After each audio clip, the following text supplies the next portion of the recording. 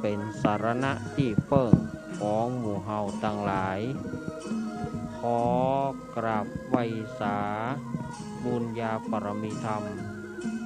ท่านอาจารย์ท่านพระครูอภิวัฒนวิกรม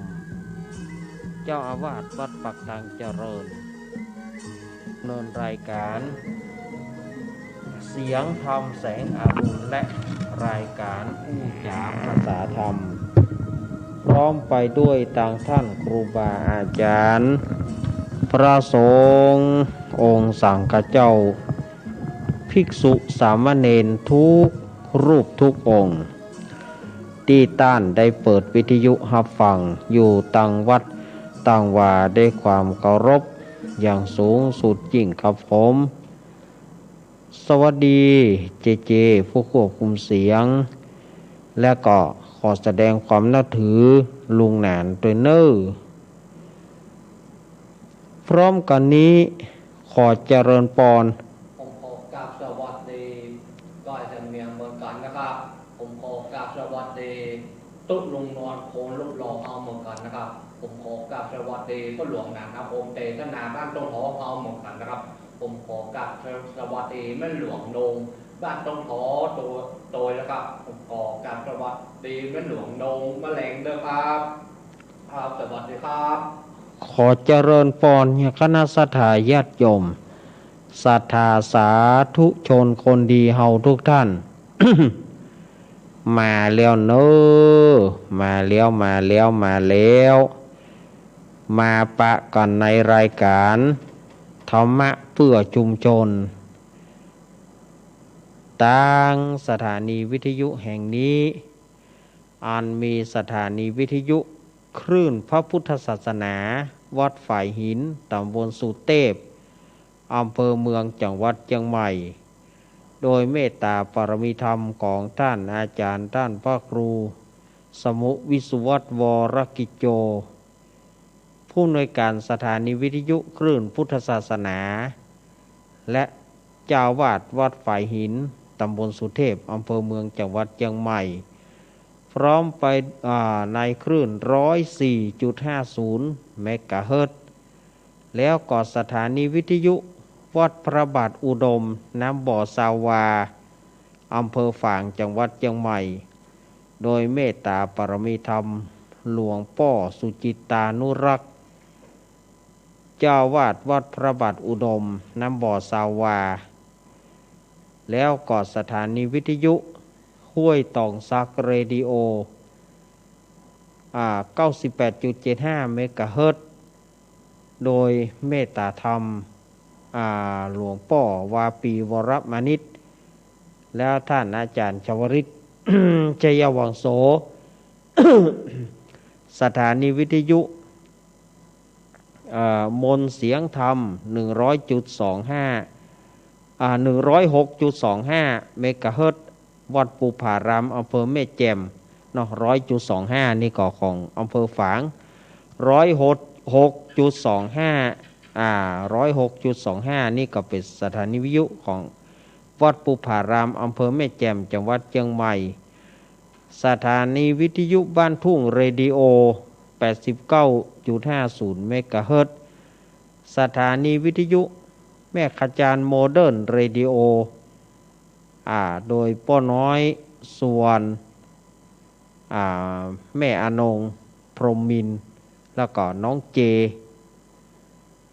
แล้วก็สถานีวิทยุอีกหลายสถานีเนาะที่เปิดรับคลื่นรับสัญญาณจากสถานีวิทยุ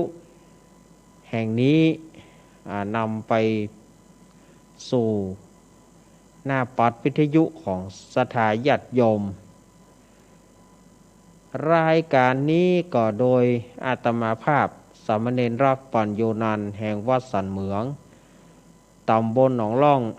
อำเภอเวียงหนองล่องจังหวัดลำพูนเป็นผู้ดำเนินรายการเป็นประจำกุวันอังคารในเวลา20:00 นโดยประมาณอาตมาภาพก็จะได้นำสาระต่างๆแล้วก็จะมาสวดมนต์ให้กับศรัทธาญาติโยม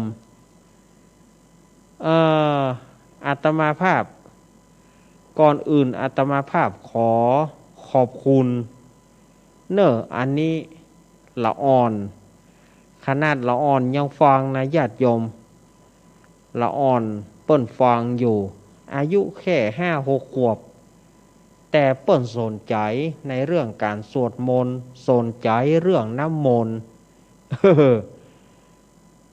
อันนี้ก็ได้รับมาเนาะเปิ้นก็โทรมาบอกว่าโอ้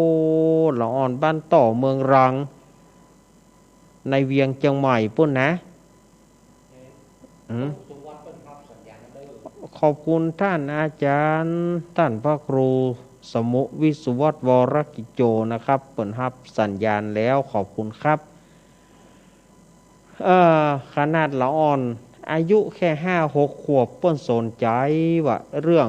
เปิ้นฟังกู้วันอังการว่าพอถึงเวลาแล้วเปิ้นจะเอาได้มาผูก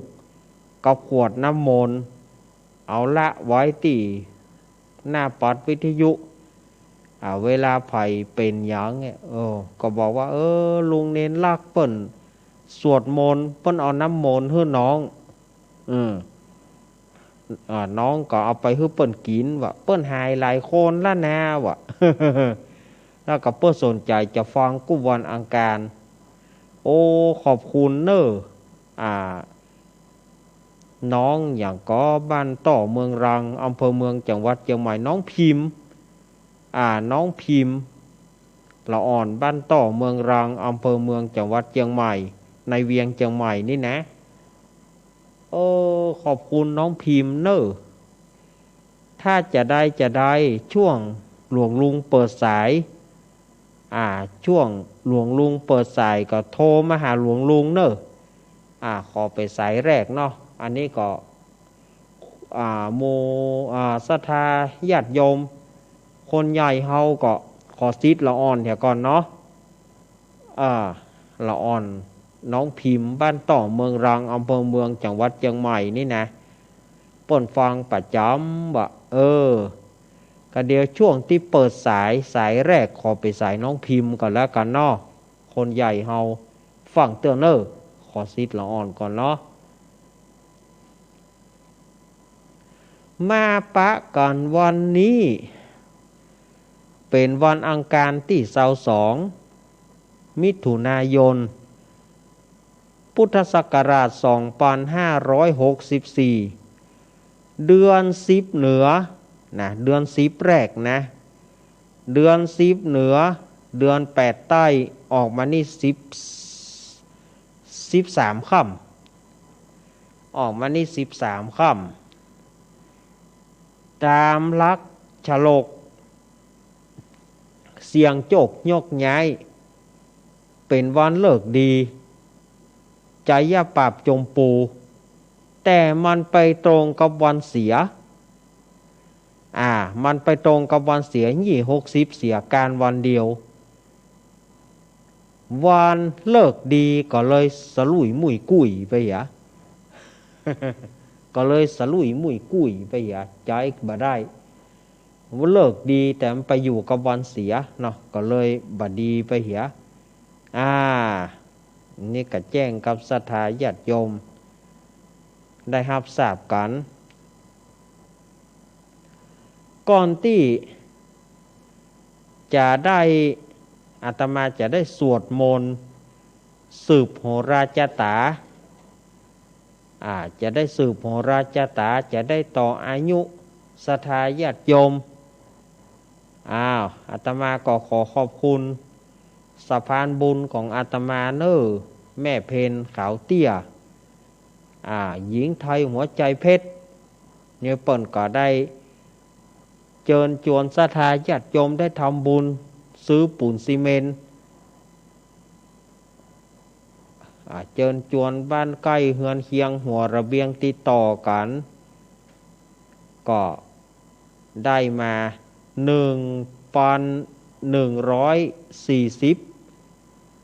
1,140 บาทขออนุโมทนาแม่เพนที่ว่าเปิ่นได้รับ เปิ้นเจิญจวนแล้วก็ศรัทธาญาติโยมบ้านใกล้เฮือนเคียงหัวระเบียงติดต่อกันเปิ้นก็รับคนถุง2ถุงคนถุง2ถุงเป็นที่เรียบร้อยอาตมารับไปที่เรียบร้อยแล้วเน้อก็เลยจะได้มอบเพื่อป้อกำนันเนาะอันนี้เพิ่มเติมเสริมต่อมานะตังป่อเมืองเกี้ยวแม่มาลีโยมป่อโยมแม่ของอาตมาก็หอมมาอันนี้เปิ้นก็หอมมาก็ได้300 ป่ายอีกะฮะอาตมาก็เอาหมอบเพื่อป้อกำนันไปละแล้วก็ที่แม่สีทอนเปรมจิตเนอแม่สีทอนหนองบัวชัยปราการนี่ก็แม่สีทอนเปิ้นก็ฮับมา1ถุงตานไปหาป่อสีทนผู้ร่วงรับดับขันไปนะครับเปิ้นก็ฮับ3ถุง300 บาทแล้วก็มีไผก็แม่สีอีกอะเหลาหลีนี่เปิ้นก็ฮับแถม3ถุง300 บาทแล้วก็แม่หยังแม่สีพรบุญเปงอีกหาที่เปิ้นฮับมาแถม1ถุงแม่เฮือนบุญมานี่เปิ้นก็ฮับแถม1ถุงแล้วก็แหม2-3 เจ้าเนอะแม่สีทอนแหมบื้นนี่แม่สีทอนแจ้งแหมกำเนอะแหม3 เจ้านี่นะ3 เจ้า300เนาะเพราะว่าก็ทีก็เน้นก็จดจำไว้ละแล้วทีนี้ก็ยังว่านะถ้าเป็นวันอังคารนี่นะถ้าเป็นวันอังคารนี่มันจะยุ่งหน่อยวันอังคารก็ศรัทธาญาติโยมก็โทรมาถามจะออกรายการก็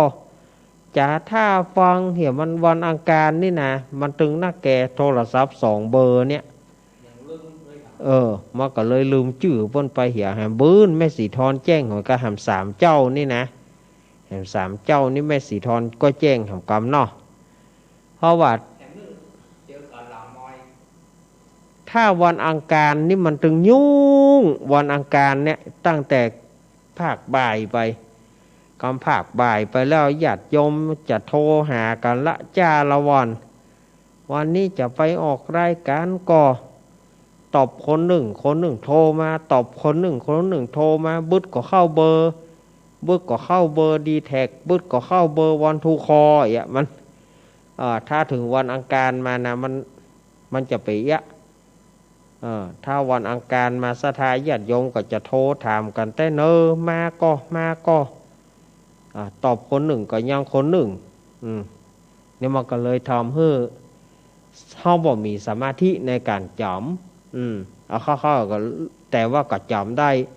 แต่ว่าครบถ้วนขบวนความนั้นนะ1,100ก็ได้ปูน11 ถุง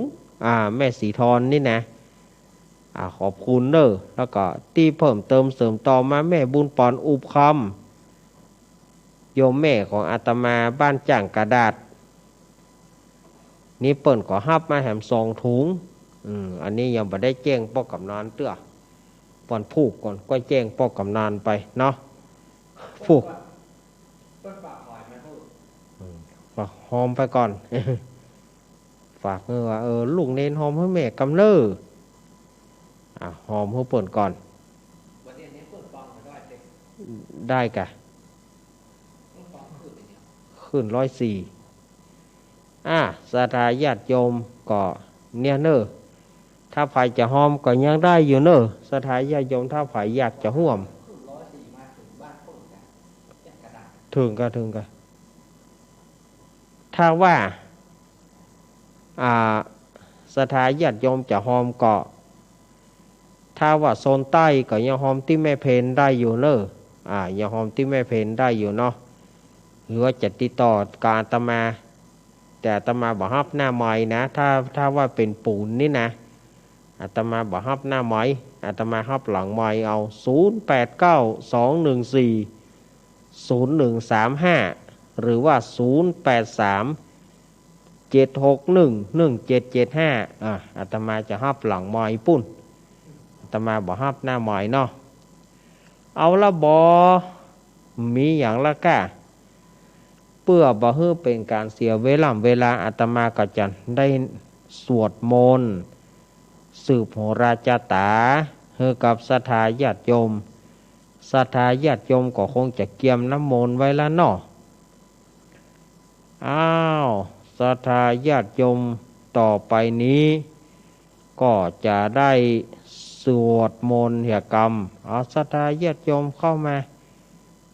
าที่ซุ้มสืบจาตาเพเนอเข้ามาที่ซุ้มสืบจาตาเพเอาละเอาไฟไปตรงปุ้นนั่นคือมันเอาไฟเอาเคียนหัวได้ก็เคียนที่มันย้อยอยู่จะไปตืดตัวเนอแหมบุญก้อยตืดตอนที่มัดมือปุ่นก้อยตืดถ้าไปตืดประเด็นนี้ยุ่งเลยแหละจะไปตืดเนอจะไปฟังตืดเนอไฟนะศรัทธาญาติโยมตั้งหลายต่อไปก็ลุงไอ้จิเตียนบูชาพระรัตนตรัยลุงไอ้จิเตียนเลยเนอแล้วก็ศรัทธาญาติโยมก็พนมมือขึ้นเนอสวัสดีครับลุงไอ้โบปุ่นจิเตียนนะโอ้ยศรัทธาญาติโยมตั้งหลายพนมมือเนอเมื่อจุดธูปเตียนปูชาพระรัตนตรัยเป็นที่เรียบร้อยเอาละเข้าไปนั่งตี้เข้าไปนั่งตี้ไผ่ตี้มานเรียบร้อยแล้วเรียบร้อยแล้วกราบเนอกราบหนึ่งกราบสองกราบสามอรหังสัมมาสัมพุทโธภควาพุทธังภควันตังอภิวาเทมิสวากขาโตภควตาธัมโมธัมมังนะมัสสามิสุปฏิปันโนภควโตสาวกสังโฆสังฆังนะมามิป้อนแหนแม่ป้อนแหนขึ้นปริตแล้วก็ขึ้นสักเคหลวงเนอะขึ้นปริตแล้วก็ขึ้นสักเคเลยเวปาติปฏิปหายาสัพพสัมปติสิทธิยาสัมปันตุกาวินาสายะปริตังพรูธมังกรังเวมปฏิปหายาสัพพสัมปติสิทธิยาสัพพพยาวินาสายะปริตังพรูธมังกรังเวปฏิปหายาสัพพสัมปติสิทธิยาสัพพโรคะวินาสา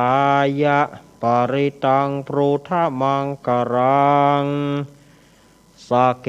กาเมจารุเปกิริสิกรตเตจันตริเควิมาเนทีเปราเทจักขเมตรวนากาเนอารัมวัตุมหิเกเตโอมาทาทายโยจตุโลกัปปราชายมราชาอินโทเวสุวรรณราชาอริยเมตโยโพธิสัตตาวกาทโยอริยสาวกาจะปุถุชนะการณยาจะสัมมาทิฏฐิเยวาพุทเทปัสสนาธัมเมปัสสนาสังเขปัสสนาพุทเทสักการวาธัมเมสักการวาสังเขสักการวาอิโตทานาโตยาวาปรัมปราอิมาสมิงสุจากวเรสุเทวตายังมุนิวรวาจานังสาทโวโนสุนันโตธรรมสวนากโรอายัมภะทันตา ธรรมสวนากาโรอายัมภะทันตาธรรมสวนกาโรอายัมภะทันตาเอาละต่อไปพระสงฆ์องค์เจ้าจะได้เริ่มสวดมนต์และเน้อนะโมตัสสะภะคะวะโตอะระหะโตสัมมาสัมพุทธัสสะนะโมตัสสะภะคะวะโตอะระหะโตสัมมาสัมพุทธัสสะนะโมตัสสะภะคะวะโตอะระหะโตสัมมาสัมพุทธัสสะพุทธังสรณังคัจฉามิธัมมังสารนังกัจฉามิสังฆังสารนังกัจฉามิทุติยัมปิพุทธังสารนังกัจฉามิทุติยัมปิธัมมังสารนังกัจฉามิทุติยัมปิสังฆังสารนังกัจฉามิตติยัมปิพุทธังสารนังกัจฉามิตติยัมปิธัมมังสารนังกัจฉามิตติยัมปิสังฆังสารนังกัจฉามินะโมเมสัพพะพุทธานังตัวติงสาวรรากาโนตันหังกาโรมหาวีโรเมตังกาโรมหายาโสสารนังกาโรโรกาหิโตทิปังกโรโชตินทาโรโกนทันโยจานาปะโมโคมังกัลโลปุริสาสาโปสุมาโนทิโรเรวัตโตราติวัตโนโสปิโตคุณสัมปันโนอโนมาทัสสิชานุตามโมปัทุโมโลกปโชโตนาราโทวรสารติปตุมุตตโรสัตตาสาโรสุเมโทอังคาปุงกาโลสุชาโตสัพพโรกาโกปิยะทัสสีนาราสาโปอาตาตาสิการุณิโกธรรมทัสสิตาโมนุโทสิตาโตอาสามโมโรเกติโสจาวรตังวโรปุโสจาวรโทพุทโธวิปัสสิจาอนุปโมสิกิสัพพะหิโตสัตตเวสปุสุกาทายโกกากุสันโทสัทธาวะโหโกนะคามโนรนัญจโหกัสสะโปสิริสัมปันโนโกตโมสักกายะปุงกาโวอาทาวิสาติสังกาตาอิเมพุทธามหิติกาการุณาคุณสัมปันนาสัพพโรกาภิภูจิตาเอเตทัสสะปรพุทธาอุตมังกาปุงกัลละเตปิสังฆกุณาสุงปิติเยอามาตังปะตังเอเตพุทธาติตาจามังการะหนติสัพพทาหาทาวิสาติเมพุทเทอาหังวันตามิสัพพตาเตสังญานีนาสีเรนากันติเมตตาภาเรนาจาเตปิโนอโนราคันโตอโรกายเยนะสุเขนะจาทาวิสาติเมพุทเทโยนะโรสารนังกาโตกาปานิสัตตาสหัสานิตุกะติงโสนาคาฉันติอาทาวิสาติพุทธปริตังเมตตาโยอุตตโรรามโมปเสโนโกสารพิภูธิคาโสนาจาสังกิโจสุโพโตไทยพระมโนนารากิริงปริรายโยโพธิสัตตา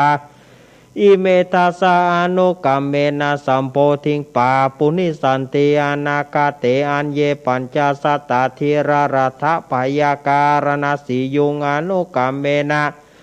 สัมโพธิงปาปุณิสันติอนาคาเตเอเตนะสัจจวัชเชนะโหตุโนชัยมังกรังสัมพุทเทอาตาวิสัญจทวทัสสัญจสหัสสะเกปัญจสัตตาสหัสสานินะมามิสีราสาอาหังเตสังธรรมันจสังกัญจอาทาเรนะ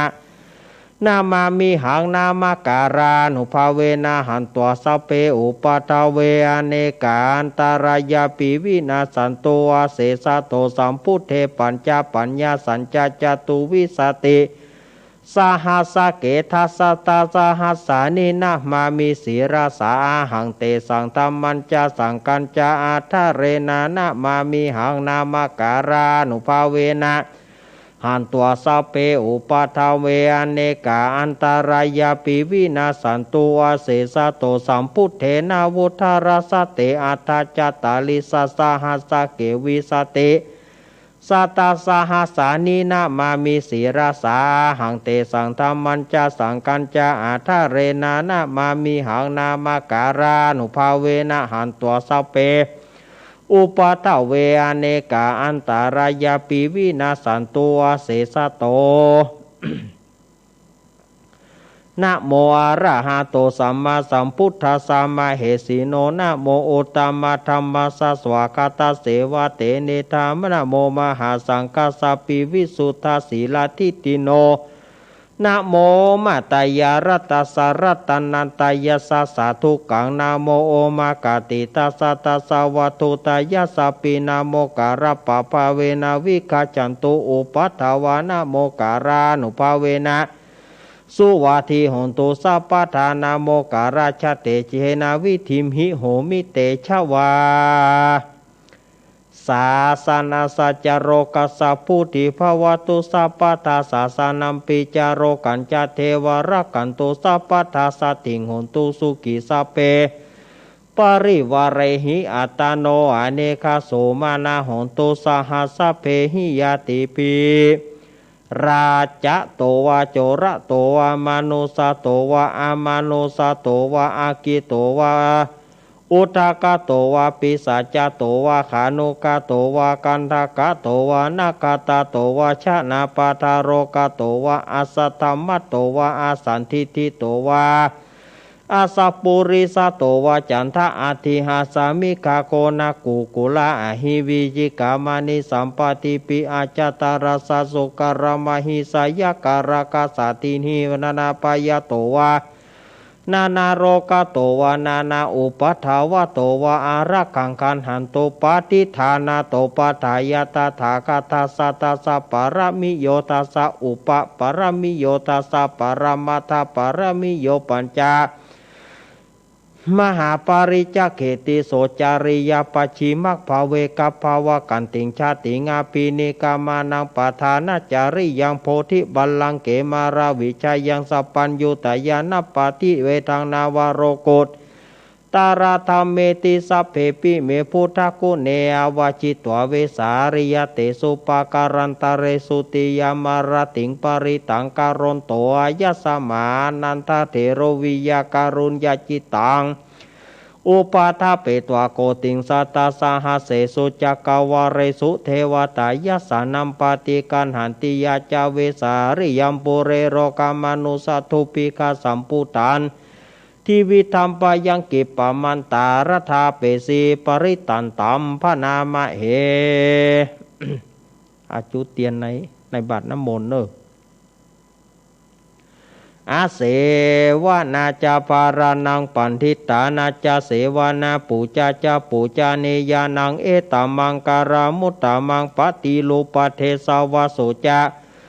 ปูเปจากาตาปุญญาตาทัสสมาปนิธิจะเอตามังการามุตตามังพาหุสัจจัญจสิปัญจวินายโยจะสุสิกิโตสุภาสิตาจายาวจะเอตมังการามุตตมังมาตาปิตุอุปทานังปุตตตารสสังฆโหอานากุราชกัมมันตาเอตมังการามุตตมังทานันจะธรรมจาริยัญจยตกานาจะสังฆโหอนาวชานิกัมมันิเอตมังการามุตตมัง อารติวิรติปปามาจาปานาจาสัญญโมอปามาโทจะธรรมเมสุเอตัมมังการามุตตมังการาโวจานิวโตจะสันตุติจากตัญญูตากาเลนะธรรมสาวนังเอตัมมังการามุตตมังกันติจะโสวจะสัตตสมานานัจตัสสนังกาเลนะธรรมฉากัจฉาเอตัมมังการามุตตมังตโปจะพระมาจาริยัญจาริยสัจจนาทัสสนังนิพพานาสัจจิกิริยาจะเอตมังการามุตตมังพุทธสโรกตัมเมหิจิตังยันตนากัมปติอาโศกังวิราชังเขมังเอตมังการามุตตมังเอตานิสานิกัตตวานาสัพพธรรมปรชิตาสัพพทาสนทิงกันจันเตตันเตสังมัง การามุตตมันติมหามังครสุตังยังกินจีวิตังอิทาวาหุรังวาสเคสุวายังรัตนังปานิตังนันโนสัมมังอติตถาคเตนะอิทัมปีพุทเทรัตนังปานิตังเอเตนะสัจเจนะสุวัติหนตุขายังวิราคางามาตังปานิตังยักขสากสากายะมุนิสามาหิโตนะเตนะธัมเมนะสมาธิกินจีอิทัมปิธัมเมรัตนังปานิตังเอเตนะสัจเจนะสุวัติหนตุยัมพุทธเศโธปาริวานายิสุจิงสมาธิมานันตาริกัญญะมาหุสมาธินาเตนะสามโมนาวิจติอิทัมปิธัมเมรัตนังปันนิตังเอเตนะสัจเจนะสุวัติหนโตเยปุกลาตาสตังปัสสัทธาจตาเลตาเนโยกานิหนเตเตทักขินายสุกตัสสาวกาเอเตสุตินานิมหาปาราณีอิทัมปิสังเครัตนังปันนิตังเอเตนะสัจเจนะสุวัติหนโตเยสุปยุตตามนาสัตลาเหนาเนกาเมโนโกตามาสาสนัมหิเตปฏิปตามาตังวิไกหารันตามโมทานิปุติงปุชะมานาอิทัมปิสังเครัตานังปานิตังเอเตนะสัจเจนะสุวัติหนตุขีนังปุรานังนาวังนาทิสัมภาวังวิรตาจิตายติเกปวสมิงเตกีนาปิชาวิรุณาหิฉันทานิพันติธีรายถายัมปติโปอิทัมปิสังเครัตานังปานิตังเอเตนะสัจเจนะสุวัติหนตุญาณิตาโปตานิสัมมากัตตานิโปมาเนวายาเนวาอันตริเกตถาคตังเทวมนุสปุจิตังพุทธังนามาสมาสุวัติหนตุญาณิตาโปตานิสัมมากัตตานิโปมาเนวายาเนวาอันตริเกตถาคตังเทวมนุสปุจิตังธัมมังนามาสมาสุวัติหนตุญาณิตาโปตานิสัมมากัตตานิโปมาเนวายาเนวาอันตริเกตถาคตังเทวมนุสปุจิตังสังฆังนามาสมาสุวัติหนตุรัตนสุตังเมตัญจสัพพโรกัสสมิงมานะสัมภาวะเยอปาริมานังอุทังอโรจติริยัญจาสัมปตังอเวรังอสัพพตังติทัญจารังนิสินโนวาสยโนวายาวตาสวิกาตาเมโทเอตังสติงาทิทายพระมาเมตังวิหารังอิทามาหุทิตินจาอนุปากามสีรวาทัสสาเนนะสัมปันโนกามิสุวินัยเกทังนาหิชัตุกาปัสสยังปุณเรเตติการณิยาเมตาสุตังอาปะมโนพุทโธอาปะมโนธัมโมอาปะมโนสังโฆปะมานาวันตานิสิริสัพพานิอาหิวิจิกาสัทธาปฏิอุณานาภิสรปุมุจิกากตาเมระกากตาเมปริตาปฏิกัมมันโตโปตานิโสหังนะโมภะคะวะโตนะโมสัตตานังสัมมาสัมพุทธานันติอิติปิโสภะคะวะอะระหังสัมมาสัมพุทโธวิชาจารณะสัมปันโนสุขโตโรกาวิโตอนุตตรปุริสธรรมสารถิสัทธาเทวมนุสานังพุทโธภะคะวะติสวากาโตภะคะวะตาธัมโมสันทิติโกอาการิโกเอหิปัสสิโกปานายิโกปัจจตังเวทิตาโพวินโยหิติสุปฏิปันโนภะคะวะโตสาวกสังโฆชุปฏิปันโนภะคะวะโตสาวกสังโฆยายะปฏิปันโนภะคะวะโตสาวกสังโฆสามิจิปฏิปันโนภะคะวะโตสาวกสังโฆยัตติตังจตาลิปุริสายุขานิอัตถปุริสปุงการายสัพพะคะวะโตสาวกสังโฆอาหุนายโยปาหุนายโยทักขินายโยอัญชาริการานิโยอนุตตรมุญญเกตังโรกัสสาติ สัพพะโรกาวินิโมโตสัพพสันตาปวชิโตสัพพเวรมติกันโตนิพุโตจตุวังภวะสัพพิติโยมิวัจฉันตุสัพพะโรโกวินาสันโตมาเตปวันตวันตารโยสุขีติกายุโกภวะอภิวาทานาสิริสานิจังวุธาปัจจายโนจตารโรธรรมาวัฏันติอายุวันโนสุขังปรังพาหุงสหสมาพินิมิตาสาวุตันตังเรเมการังโอติตาโกสาระพาหุงสหสมาพินิมิตาสาวุตันตังเรเมการังโอติตาโกราสเสนามารังธานาทิธรรมาวิธินาจิตตวามุนินโทตันเตจสา ภาวตุเตชายะมังการานิมาราติเรกามาปิยุจิตาสัปปารติงโกรัมปานาราวากาวะกัมมาทัตายะกังกันตุยสุทันตาวิตินาจิตตวามุนินโทตันเตชะสาภาวตุเตชายะมังการานินารากิริงกาชาวารังอาทิอันทาปุตังทาวกิจกรรมสะนิวาสุทารุนันตังเมตัมปุเสกาวิตินาจิตตวามุนินโทตันเตชะสาภาวตุเตชายะมังการานิอุกิตากกัมมันทิอันตสุรานุนันตังตาวันติโยชนะปะทังกุริมาระวันตังเอติปิสังกตามโนจิตตวา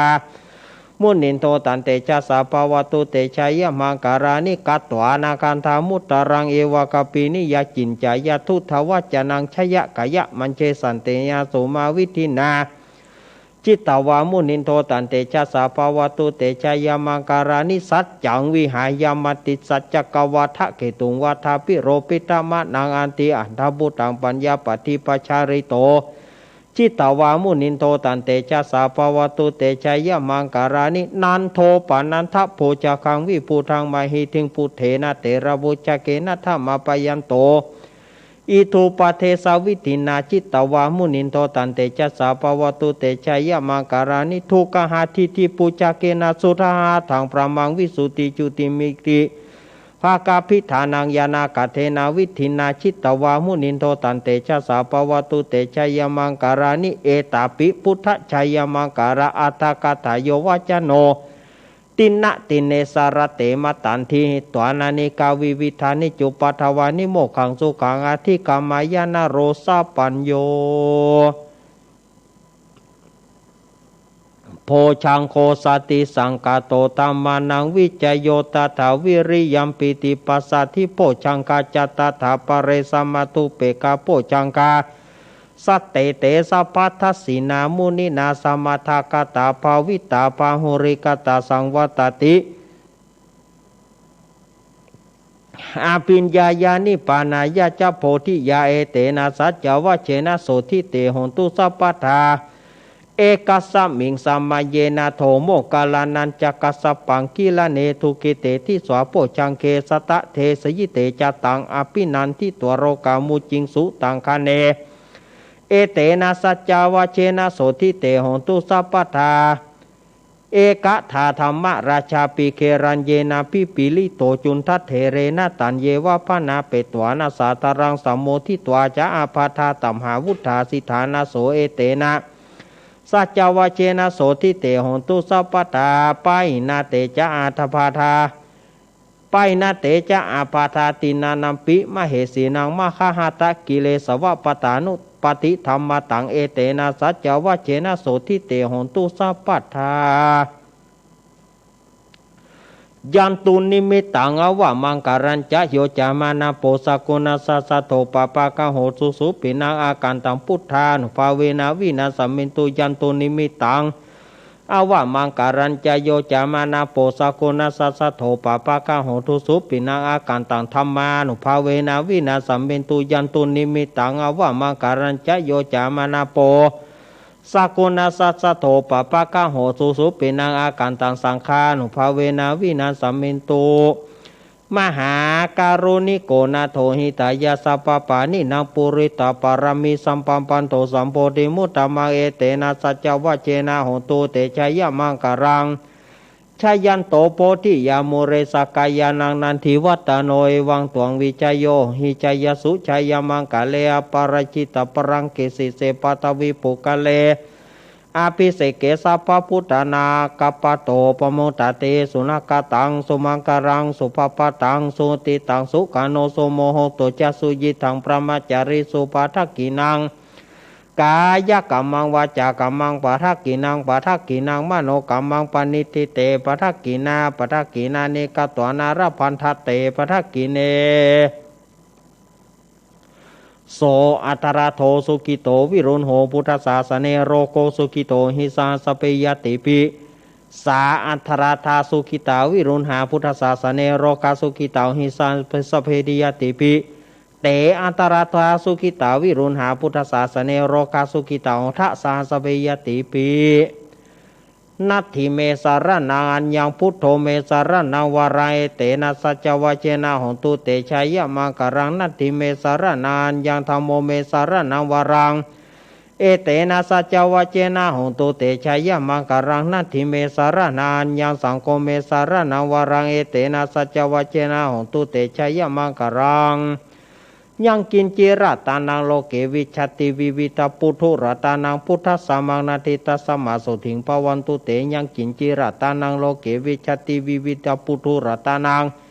ธรรมะสามังนาทิตัสสมาโสถิงภวันตุเตยังกินจิระตานังโลเกวิชติวิวิตาปุถุรตานังสังฆสามังนาทิตัสสมาโสถิงภวันตุเต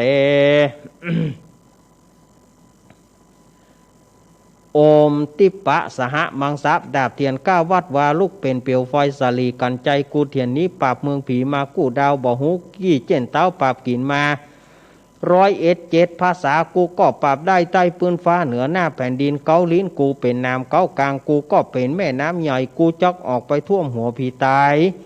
ปลายลิ้นกูเป็นดาบเทียนก้าใต้ปืนฟ้ากูบอกกลัวสังอมซับปะโตมังสวหาย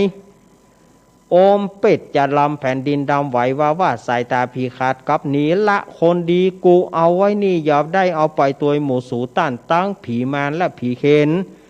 ตั้งผียักษ์ผีเย็นอย่ามาใกล้ตั้งผียักษ์ไล่จงหนีไปปานตั้งผีกลุ่มพานและผีหายอันเตียวต้องพายจงรีบหนีไปไก่โอมสหปโตมังสวหาย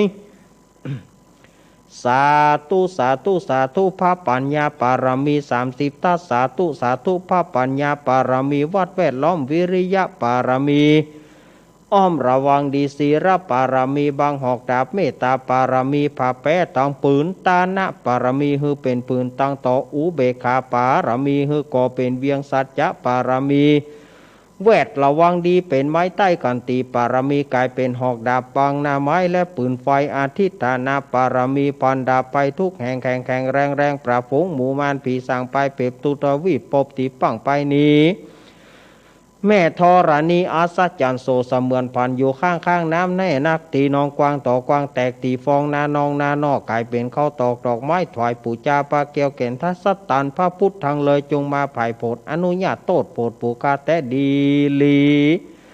แม่ธรณีออกมารีดผมอยู่ข้างท่าจังให้ใครสะจังงาซับดินพ่นน้ำนาตีลงผ่านภายคอไปหักตบเต้าพญามารเอาตังปุนกลัว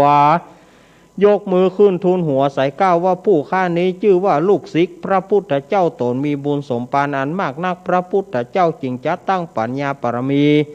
ไว้9 จานตั้งไว้ตั้งหน้าก็ได้9 จานตั้งไว้ตั้งหลังก็ได้9 จานตั้งแต่หัวแผ่วตีนก็ได้9 จานตั้งแต่ตีนแผ่วหัวก็ได้9 จานแสนวาแม้นว่าลูกปืนนะมันจะมาเสมือนฝนแสนหาหรือว่าโรคโควิด19มันจะมาเสมือนฝนแสนหาก็บ่อาจจักมาไกลตนตัวข้าพเจ้าได้ข้าพเจ้าเลยได้ว่า โอมพุทธกุณังโอมธรรมะกุณังโอมสังฆกุณังโอมพุทธอินตาโอมธรรมะอินตาโอมสังฆอินตาอัสสะอัปแม่ธรณีผู้อยู่เหนือน้ำผู้อยู่กำแผ่นดินกันข้าได้ระลึกกึศถึงคุณพระปิตาคุณพระมารดาคุณครูบาอาจารย์คุณเทวบุตรเทวดาและคุณพระเกี้ยวเจ้าต่าง3ประการคือคุณพระพุทธคุณพระธรรมคุณพระสงฆ์คุณแดดคุณฝนคุณน้ำคุณลมคุณดินคุณไฟคุณกุศลเจ้าก็ดีคุณพระตนภาวนาก็ดีกุณนางอุทราก็ดีกุณพระปัญเจกับพุทธเจ้าก็ดีกุณแม่ธรณีก็ดีกุณเจ้าแม่กวนอิมบรมโพธิสัตว์ก็ดีจงมารักษาก้อมหน้าก้อมหลังตนตัวข้าพเจ้าและสถานีวิทยุที่ท่านรับฟังอยู่เจ้าหน้าที่ผู้ฟังทุกคนนั้นจงจักมีเตี้ยงแต่ดีลีจิมเตอโอมพุทโธพุทธังรักษาโอมธัมโมธัมมังรักษาโอมสังโฆสังฆังรักษาโอมพุทโธพุทธังอรหังโอมธัมโมธัมมังอรหังโอมสังโฆสังฆังอรหังโอมพุทโธพุทธังกันหะโอมธัมโมโอมธัมโมธัมมังกันหะโอมสังโฆสังฆังกันหะอายุวโนสุขังพระลังอาทิตามัสสมิงจะพุทธกุณังอาทิตามัสสมิงจะธัมเมกังอาทิตามัสสมิงจะสังฆานังสัพพะโรกาพยาวิวัจจยังสัพพะระพังพวันตุเม จันทามัสสมิงจะพุทธกุณังจันทามัสสมิงจะธรรมเมกังจันทามัสสมิงจะสังฆานังสัพพะโรกาพยาวิวัจจยังสัพพะระพังพวันตุเมอังคารามัสสมิงจะพุทธกุณังอังคารามัสสมิงจะธรรมเมกังอังคารามัสสมิงจะสังฆานังสัพพะโรกาพยาวิวัจจยังสัพพะระพังพวันตุเมพุทธมัสสมิงจะพุทธกุณังพุทธมัสสมิงจะธรรมเมกังพุทธมัสสมิงจะสังฆานังสัพพะพยาสัพพะโรกาพยาวิวัจจยังสัพพะระพังพวันตุเมคุรุมัสสมิงจะพุทธกุณังคุรุมัสสมิงจะธรรมเมกังคุรุมัสสมิงจะสังฆานังสัพพะโรกาพยาวิวัจจยังสัพพะระพังพวันตุเม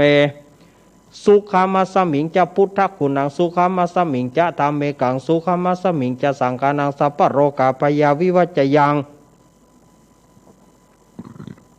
สัพพะระพังพวันตุเมโสริจามัสสมิงจะพุทธกุณังโสริจามัสสมิงจะธรรมเมกังโสริจามัสสมิงจะสังฆานังสัพพะโรกาพยาวิวัจจยังสัพพะระพังพวันตุเมราหูจามัสสมิงจะพุทธกุณังราหูจามัสสมิงจะธรรมเมกังราหูจามัสสมิงจะสังฆานังสัพพะโรกาพยาวิวัจจยังสัพพะระพังพวันตุเมเกตุมัสสมิงจะพุทธกุณังเกตุมัสสมิงจะธรรมเมกังเกตุมัสสมิงจะสังฆานังสัพพะโรกาพยาวิวัจจยังสัพพะระพังพวันตุเมอิมัสสมิงมงคลจักรวาลทั้ง8ทิศประสิทธิจงมาเป็นกำแพงเกี่ยวทั้ง7ชั้นมาป้องกันห้อมล้อมเราเข้าตัวอนันตา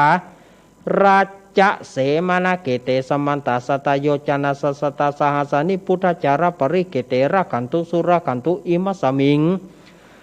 มงคลจักรวาลทั้ง8ทิศประสิทธิจงมาเป็นกำแพงเกี่ยวทั้ง7ชั้นมาป้องกันห้อมเราเข้าตัวอนันตาราจะเสมานาเกเตสมันตาสตโยจนะสัสตาสหัสานิธรรมจารปริเกเตระขันตุสุรขันตุอิมัสสมิงมงคลจักรวาลทั้ง8ทิศประสิทธิจงมาเป็นกำแพงเกี่ยวทั้ง7ชั้นมาป้องกันห้อมล้อมรอบครอบตัวอนันตาราชเสมานาเกเตสมันตาสัตโยจนะสัสตาสหัสานิปัญเจกพุทธจารปริเกเตระกันตุสุรกันตุอิมัสสมิงมงคลจักรวาลทาง8ทิศประสิทธิจงมาเป็นกำแพงเกี่ยวทั้ง7ชั้นมาป้องกันห้อมล้อมรอบครอบตัวอนันตาราชเสมานาเกเตสมันตาสัตโยจนะสัสตาสหัสานิสังฆชารปริเกเตระกันตุสุรกันตุ ต่อไปเราจะสืบชะตาเนาะเราต่ออายุแล้วก็จะสืบชะตาเนาะสดาญาติโยมอาทิอุณหาสาวิจโยธรรมโมโลเกอนุตตโรสัพพสัตตาหิตตายะตังตวงกันหาหิเตวะเตปริวเชราชทันเตอามานุเสปวะเกปายะเกนาเกวิเสปุเตอากาลามารเนนะจัสสะปัสสมามารณามุโตทัพเปตวะการามริตังตาเสวะอานุภาเวนะโหนตุเตโวสุขิสัทธาสุทัสสีลังสมาทายะธรรมังสุจาริทังจาเลตาเสวะอานุภาเวนะโหนตุเตโวสุขิสัทธาลิกิตังกินจิตังปูชังตารนังวัจจานังกรุงปริสังเทสนังสุตวตัสสะอายุปวัตติอาทิอุณหาสวิจโยธรรมโมโลเกอนุตตโรสัพพสัตตาหิตตายะตังตวงกันหาหิเตวะเตปริวเชราชทันเทอมนุเสปวะเกพายะเกนาเกวิเสปุเตอากาลามารเนนะจัสสะปัสสมามารณามุโตทัพเปตวะการามริตังตาเสวะอานุภาเวนะโหนตุเตโวสุกิสัทธาสุทัสสีลังสมัทายะธรรมังสุจาริทังจาเลตาเสวะอานุภาเวนะโหนตุเตโวสุกิสัทธาลิกิตังกินจิตังปูชังตระนังวัจจานังกรุงปริสังเทสนังสุตวตัสสายุปวัตติอุอาติอุณหาสวิจโยธรรมโมโลเกอนุตตโรสัพพสัตตาหิตตายะตังตวงกันหาหิเทวะเตปริวเชราชทันเทอมนุเสปวะเกปายะเกนาเกวิเสปุเตอาการามารเนนะจะสัพพสมามารณามุโตทัพเปตวะการามริตังตาเสวานุภาเวนะโหนตุเตโวสุขิสัทธาสุทัสสีลังสมาทายะธรรมังสุจาริทังจาเลตาเสวานุภาเวนะโหนตุเตโวสุขิสัทธาลิกิตังกินจิตังปูชังตระนังวัจจานังกรุงปริสังเสสนังสุตวตัสสายุปวัตติสักกตวะพุทธารัตานาโอสัทธาโอตมะเวงวารังหิตังเทวมนุสานาบุรัตเตเจนะโสตินานาสันตุปัตวะสเปตุขาอุปสัมเมนตุเตสักกตวะธรรมารัตานังโอสัทธาโอตมะวารังปริราหุปสัมมานารมะเตเจนะโสตินานาสันตุปัตวะสเปพยาอุปสัมเมนตุเตสักกตวะสังฆารัตานังโอ สถาโอตามาวราอาหุนายังปาหุนายังสังฆเตเจนะโสตินานาสันตุปตวะสเปโรกาอุปสมินตุเตอินทชาตาเทวชาตาพรหมชาตามหาพรหมชาตาอิสีชาตามหาอิสีชาตามุนีชาตามหามุนีชาตาปุริสชาตามหาปุริสชาตาจักรวติชาตามหาจักรวติชาตาพุทธชาตาปัญเจกพุทธชาตาระหันตชาตาสัพพสิทธิวิชาตระนังชาตาสัพพโรกัจจริยานังชาตาสัพพโรกัทิปติยานังชาตาเอเตนะ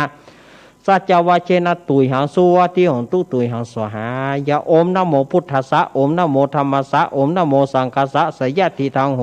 รุสหายะ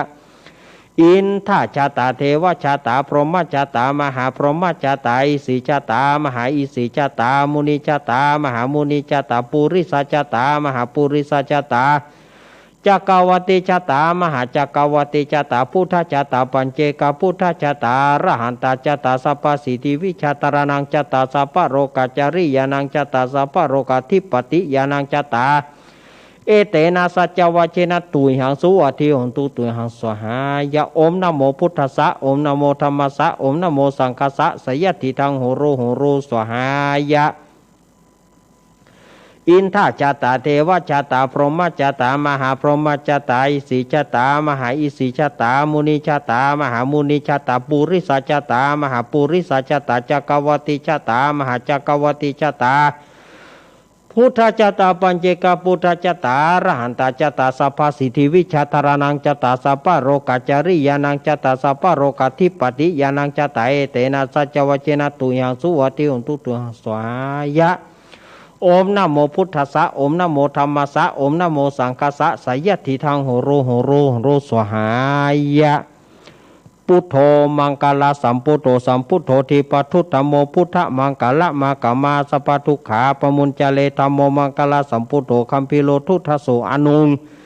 ธรรมมังกาละมากามาสปพญาปมุญจเลสังโฆมังกาลสัมพุทโธนวราถขินโยอนุตตโรสังฆมังกาละมากามาสปโรกาปมุญจเลพุทธกาโมระเพปุตตังธนกาโมละเพทนังอธิกายเยกายะยายะเทวานังปิยตังสุตวาอิติปิโสภควา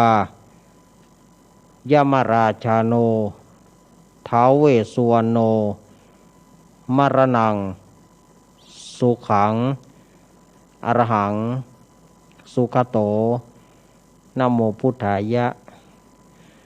ชายาสนากาตาพุทธเจตวมารังสาวาหานังจตุสัจจังสัพพังราสังเยปิวิงสุนาราชาภาตันหังการตโยพุทธา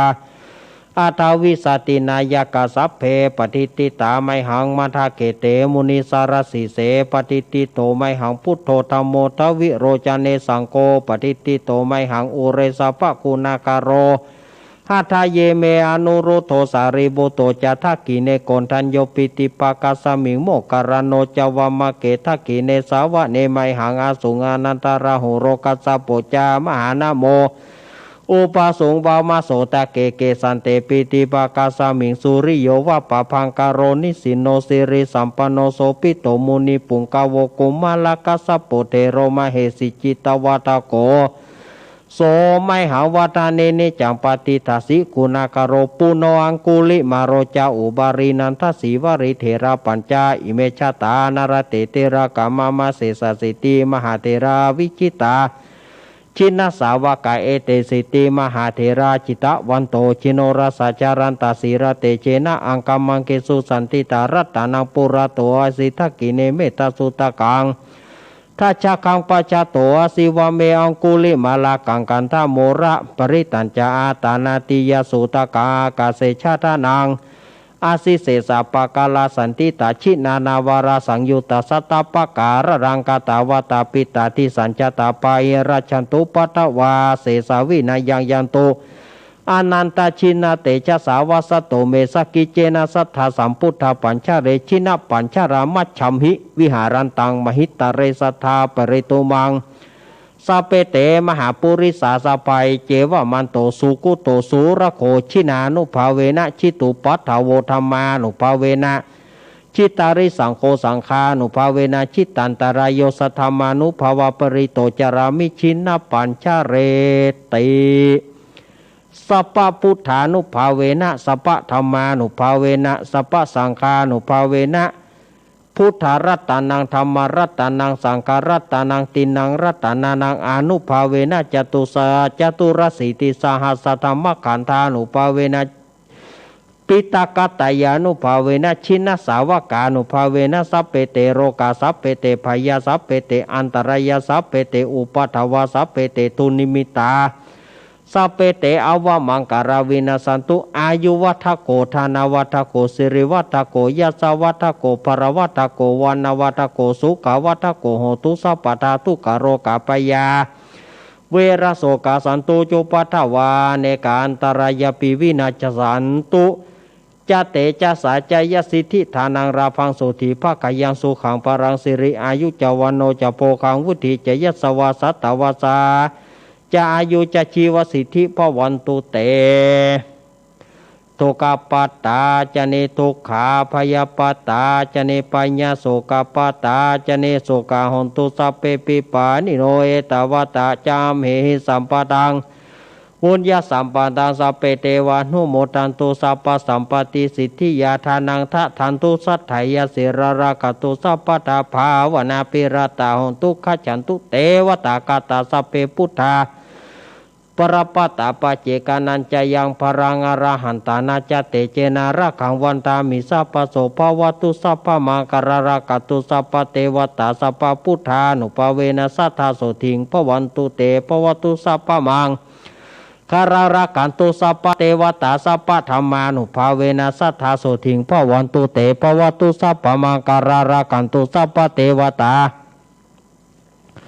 สัพพสังฆานุภาเวนะสัทธาโสทิงพวันตุเตหิริโอตปะสัมปนาสุขตัมมะสมาหิตาสันโตสัพปุริสโรเกเทวตัมมติวุญจเรสันติปะคา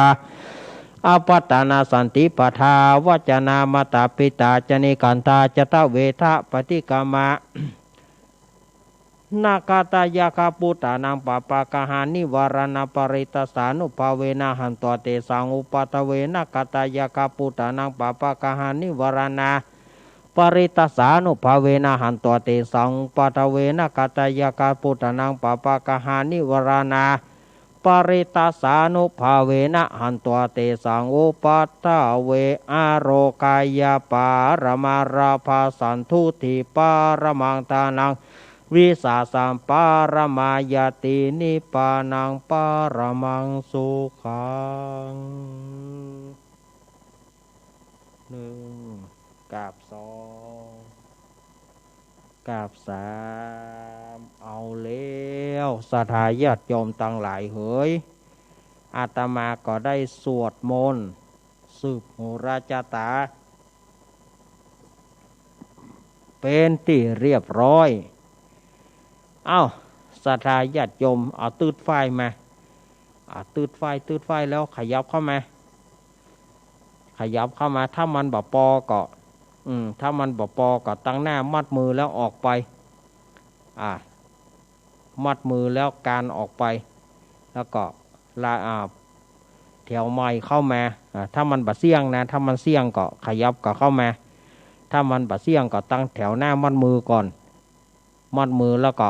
ขยับออกไปตั้งหลังก็จะได้มัดต่อไปเอามาตั้งนี้มาตั้งนี้ตั้งนี้เน้นก็พอด้วยกันเน้นก็พอตัวพอตัวเอาเอาไฟมาเน้นก็พอตัวพ่องนั่นน่ะอ้าวศรัทธาญาติโยมถ้าบัดตอนป้อนนานอุ้ยนานทาเขาป้อนนานอ้ายที่กำซึงดีดฮือตุลุงตะกี้นะป้อนนานอ้ายเข้ามาแล้วก็กูคนเฒ่าคนแก่มัดมือตัวถ้าว่าตังทุกเจ้าบัดตอนก็คนเฒ่าคนแก่เขาก็มัดมือป้นตัวพร้อมเนาะ พร้อมก็จะมัดมือแล้วนะ พุทโธมังกาลสัมพุทโธสัมพุทโธทิปทุตธโมพุทธมังกาลมากามาสปทุขาปมุญจเลธรรมโมมังกาลสัมพุทโธคัมพิโลทุทโสอนุธรรมะมังกาลมากามาสัพพะญาปมุญจเลสังโฆมังกาลสัมพุทโธนวราถคินายโยอนุตตโรสังฆมังกาลมากามาสัพพโรกาปมุญจเลพุทโธมังกาลสัมพุทโธสัมพุทโธทิปทุตโมพุทธมังกาลมากามาสัพพทุกขาปมุญจเลธรรมโมมังกาลสัมพุทโธคัมภีโลทุตโสอนุธรรมะมังกาลมากามาสัพพะญาปมุญจเลสังโฆมังกาลสัมพุทโธนวราถคินายโยอนุตตโรสังฆมังกาลมากามาสัพพโรกาปมุญจเลพุทโธมังกาลสัมพุทโธสัมพุทโธทิปทุตโมพุทธมังกาลมากามาสัพพทุกขาปมุญจเลธรรมโมมังกาลสัมพุทโธคัมภีโลทุทโสอนุธรรมะมังกาลมากามาสัพพะญาปมุญจเลสังโฆมังกาลสัมพุทโธนวราถคินายโยอนุตตโรสังฆมังกาลมากามาสัพพโรกาปมุญจเลสัพเพพุทธาปรปัตตาปัจเจกนันจยังพรังอรหันตานาจเตเจนาระกังวันตามิสัพพโสสัพเพธัมมาปรปัตตาปัจเจกนันจยังพรังอรหันตานาจเตเจนาระกังวันตามิสัพพโสสัพเพสังฆาปรปัตตาปัจเจกนันจยังพรังอรหันตานาจเตเจนาระกังวันตามิสัพพโสสัพเพพุทธาปรปัตตาปัจเจกานันจะยังพรังอรหันตานาจเตเจนาระขังวันตามิสัพพโสสัพเพธัมมาปรปัตตาปัจเจกานันจะยังพรังอรหันตานาจเตเจนาระขังวันตามิสัพพโสสัพเพสังฆาปรปัตตาปัจเจกานันจะยังพรังอรหันตานาจเตเจนาระขังวันตามิสัพพโสสัพเพพุทธาปรปัตตาปัจเจกานันจะยังพรังอรหันตานาจเตเจนาระขังวันตามิสัพพโสสัพเพธัมมาปรปัตตาปัจเจกานันจะยังพรังอรหันตานาจเตเจนาระขังวันตามิสัพพโสสัพเพสังฆาปรปัตตาปัจเจกานันจะยังพรังอรหันตานาจเตเจนาระขังวันตามิสัพพโสสัพปิติโยมิวาจันตุสัพพโรโควินาสตุมาเตภวันตวันตารโยสุขีติกายุโกภวะอภิวาทานาสิริสนิจังวุธาปัจจายโนจตารโรธรรมาวัฏันติหายุวันโนสุขังพะลังอิติปิโสวิเศษอิเสเสพุทธนาเมอิเมนาพุทธตังสุโสอิโสตังพุทธปิติอิติปิโสวิเศษอิเสเสพุทธนาเมอิเมนาพุทธตังสุอิโสตังพุทธปิติอิติปิโสวิเศษอิเสเสพุทธนาเมอิเมนาพุทธตังสุโสอิโสตังพุทธปิติปัญจมาเรชิโนนาโถปโตสัมโพธิมุตตมังจตุสัจจังปะกาสิติธรรมจักกังปวัตติเตนะสัจวัชเชนะหุตุเมชยมังกรังปัญจมาเรชิโนนาโถปโตสัมโพธิมุตตมังจตุสัจจังปะกาสิติธรรมจักกังปวัตติเตนะสัจวัชเชนะหุตุเมชยมังกรังปัญจมาเรชิโนนาโถปโตสัมโพธิมุตตมังจตุสัจจังปะกาสิติธรรมจักกังปวัตติเตนะสัจวัชเชนะหุตุเมชยมังให้หนีดีมาให้หนีดีมาให้โอมสเด็จโอมสเด็จโอมสเด็จโอมสเด็จโอมสเด็จโอมสเด็จโอมสเด็จอ้าวเรียบร้อยเอาละศรัทธาญาติโยมทั้งหลายมัดมือเรียบร้อยเรียบร้อยแล้วการออกไปศรัทธาญาติโยมเรียบร้อยแล้วการไปนั่งตี้การออกไปนั่งตี้ไปตี้มันขยับออกไปก้อยขยับแล้วโจรกันก้อยขยับออกไปก้อยขยับนะถ้าวันนี้กัดแถวหลังการออกไปก่อนการออกไปก่อนแล้วแถวหน้าการตัวแม่ละนั่งตี้ไปตี้มันแล้วบ่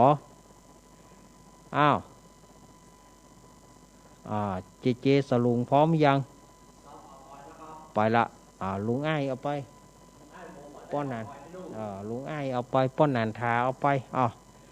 เอาไปผาผายหัวค่อยวันนี้ป้อนนานทาเอาไปแก่นอุ้ยนานทาเอาไปแก่นหนึ่งอุ้ยนานทาเอาไปแก่นหนึ่งลุงอ้ายเอาไปนั่นยันคาไม่ไหนโอ้ค คาไม่ไหนอ่ะเน้นพอด้วยกะเน้นเขาอ่ะพอด้วยเอาคาให้เปิ้นน่ะพระพรหมน้ำมนต์มีคาอย่างนี้เอามือแผลได้กะเนี่ยอย่างน่ะเพื่อได้บอกอ่ะหลายเตือแล้วนะเน้นหมูนี่ก็ได้อ่ะป่าบอกเพื่อกี่เตือประจำอันนี้เอาละสดาญาติโยมตั้งหลายเขาจะพระพรหมน้ำมนต์ฮับน้ำมนต์ชายันโตโพธิยาโมเลสกายานังนันติวัตตโนเอวังตวังวิชโยโหหิชยาสุชยมังกะเลอปราชิตปัลลังเกสีเสปัทวิปุกะเลอภิเสเกสัพพะพุนทานังอังคาปันโตปโมตติสุนังกาตังสุมังกาลังสุปภาตังสุหุติตังสุขันโนสุโมโหโตจะสุยิทังพรหมจาริสุปทักกินังกายกรรมังวาจากรรมังปัทักขินังปัทักขินังมโนกรรมังปานิทิเตปัทักขินาปัทักขินาเนกตวานารพันตาเทปัทักขิเนเรียบร้อยต่อไปจะเป็นการประเคนแม่บุญปอนอุบคำบ้านจ้างกาดาษแม่วิบางปอนโยนอนมาประเคนเอาโยมแม่ของอาตมาประเคน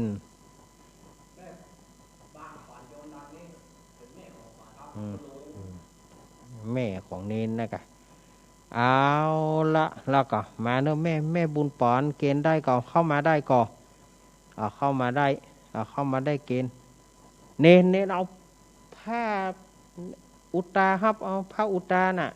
บอกเมื่อวันนั้นมาก่อน่ะบอกมาแถมละเอาผ้าจีวรกลางโยมผู้หญิงโยมไม่หญิงโยมผู้หญิงเปิ้นประเคนนะเ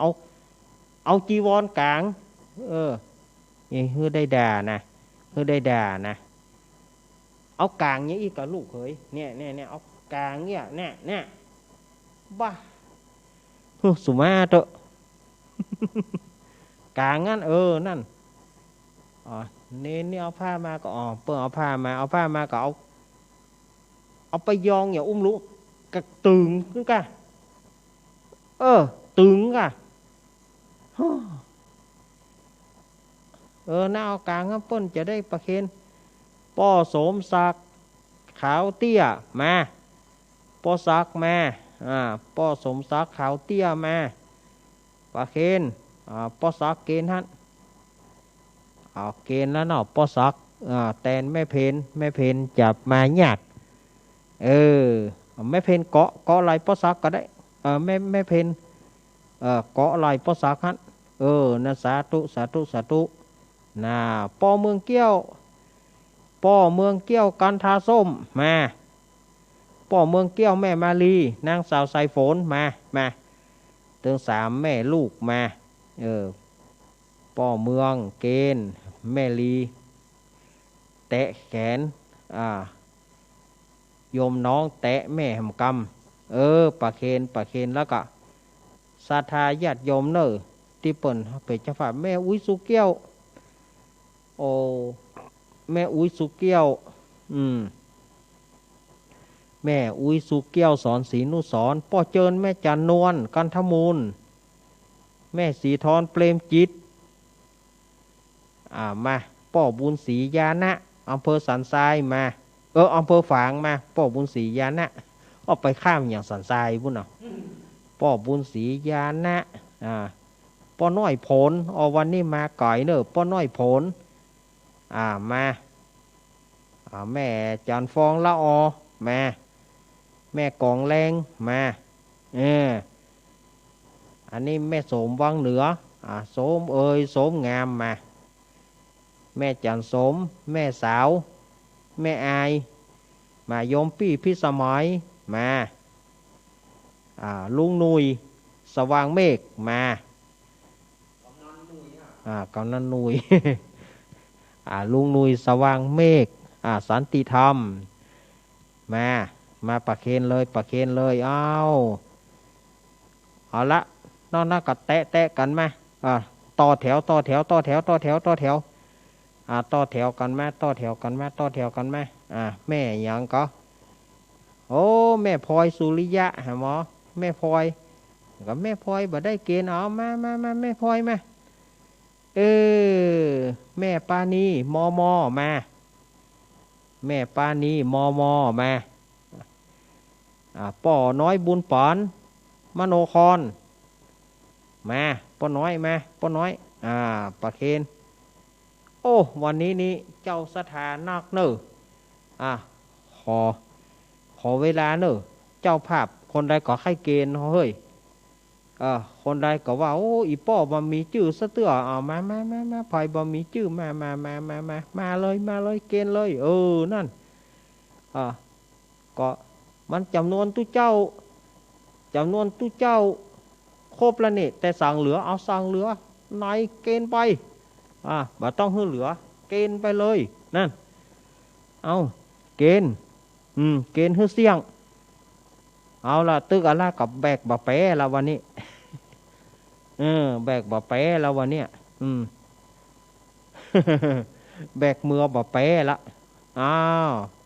ครบบ่ครบเนาะเอาละศรัทธาญาติโยมได้ประเคนกันเรียบร้อย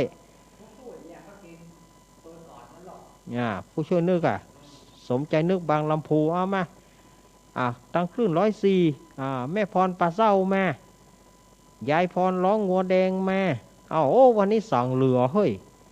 โอ้วันนี้คนใดก็ให้เกณฑ์แต่แม่สุรีมาแม่สมแม่คามาแม่สุรีบ่อสร้างก่อมาเอาตั้งคลื่น104ตั้งคลื่นเฮารออุ้ยอ้วนอุ้ยอ้วนมายังอุ้ยอ้วนอุ้ยอ้วนก็จะเกณฑ์อีแม่ก็จะเกณฑ์อุ้ยอ้วนแม่เลยมาเลยนานเลี้ยวจ่อยแต่วันนี้นะท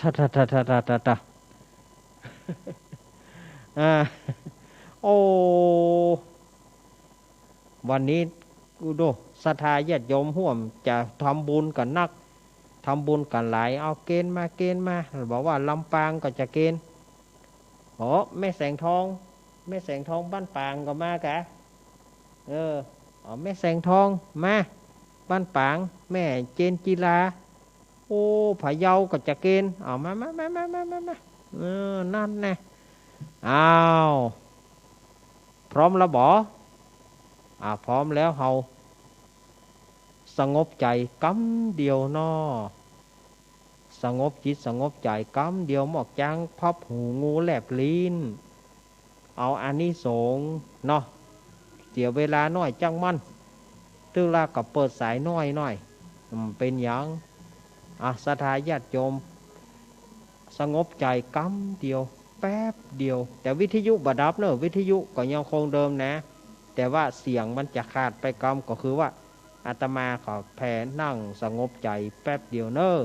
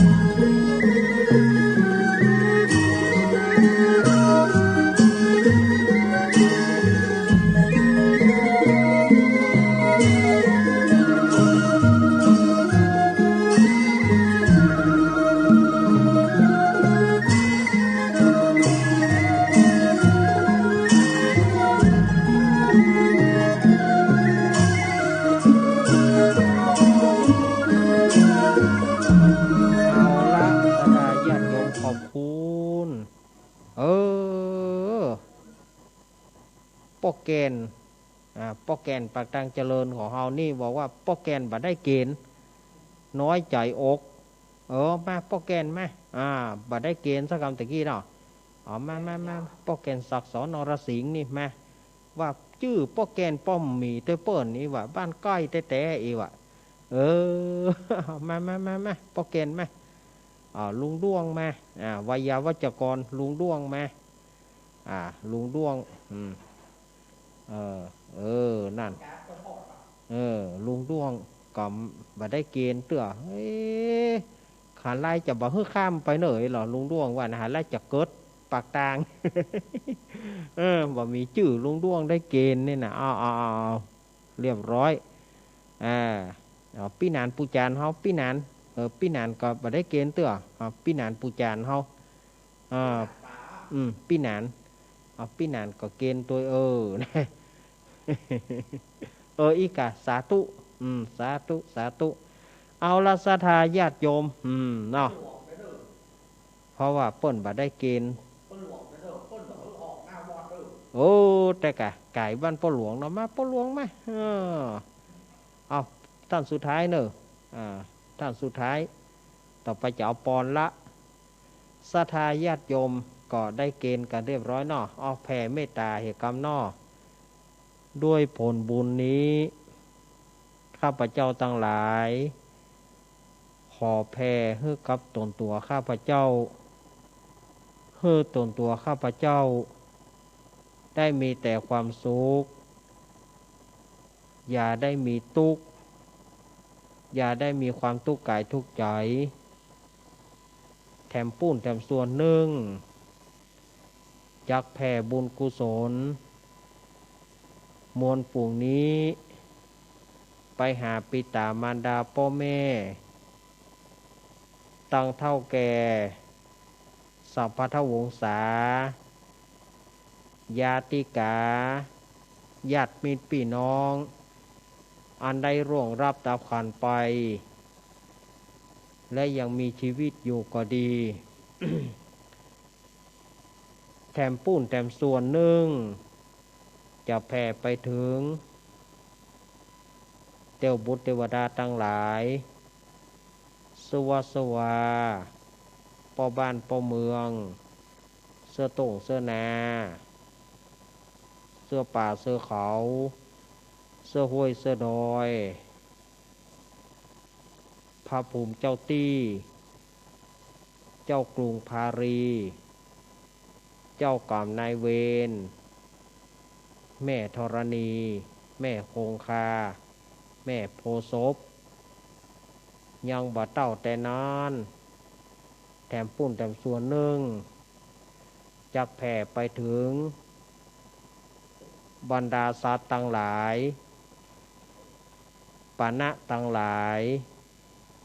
พูดทั้งหลายบุคคลทั้งหลายผู้มีอัตภาพทั้งหลาย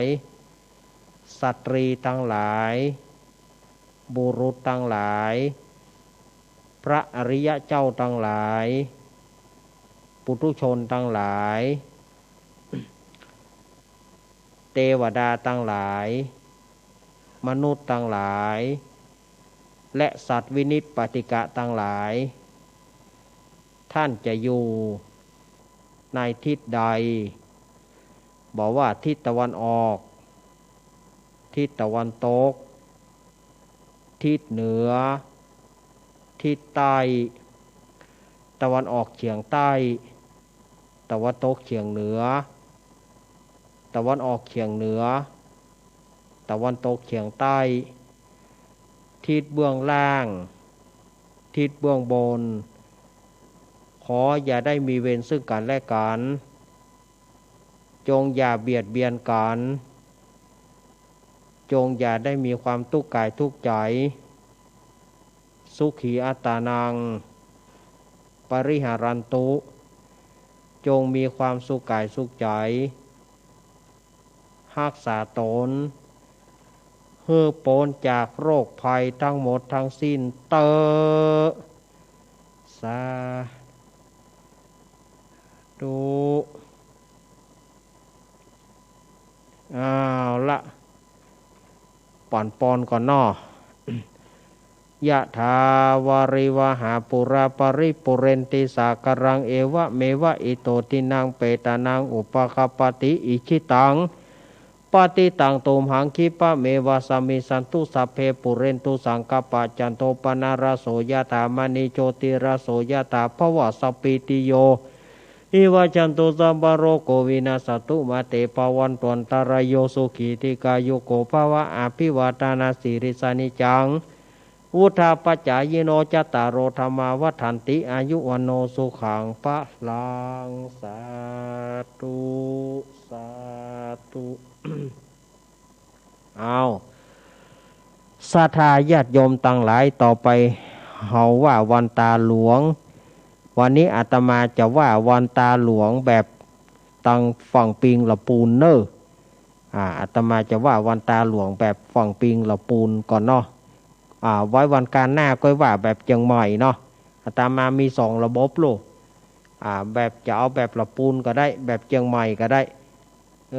วันการหน้าอยากก็ได้ยินวันตาอันนั้นน่ะวันตาโยงน่ะอยากก็ได้ยินมันมีก่อนนี่ที่ว่านี่ไงไปว่าเฮ้ยเพื่อนเจียวทองแก่ในจีนี่นะวันตาฝั่งละปูนวันตาหลวงเนอวันตามีพุทธังสัพปะเมวะโตสังฆมันทะเมพันเตวันตามิธรรมังสัพปะเมวะโตสังฆมันทะเมพันเตวันตามิสังฆังสัพปะเมวะโตสังฆมันทะเมพันเตวันตามิคาโรปัจฉัยยาจาริเยสัพปะเมวะโตสังฆามาทะเมพันเตวันตามิกัมมัฏฐานังสัพปะเมวะโตสังฆามาทะเมพันเตวันตามิอารัมเมพัทธสีมังสัพปะเมวะโตสังฆามาทะเมพันเตวันตามิเจติยังสัพพัทธาเนสุปฏิทิตาสเรราตาตุโยมหาโพธิงสักการังพุทธโรปังสานตานาคโรเกเตวะโลเกพระมะโลเกชมพูทีเปรังกาทีเปสเรราตาตุโยเกสาตาตุโยอาราหันตาตาตุโยเจติยังกันทาโกติงยาตุราสีติสาหัสเสธรรมกันเตสเพสัมปาทาเจติยัญจาหังวันตามิสัพพโส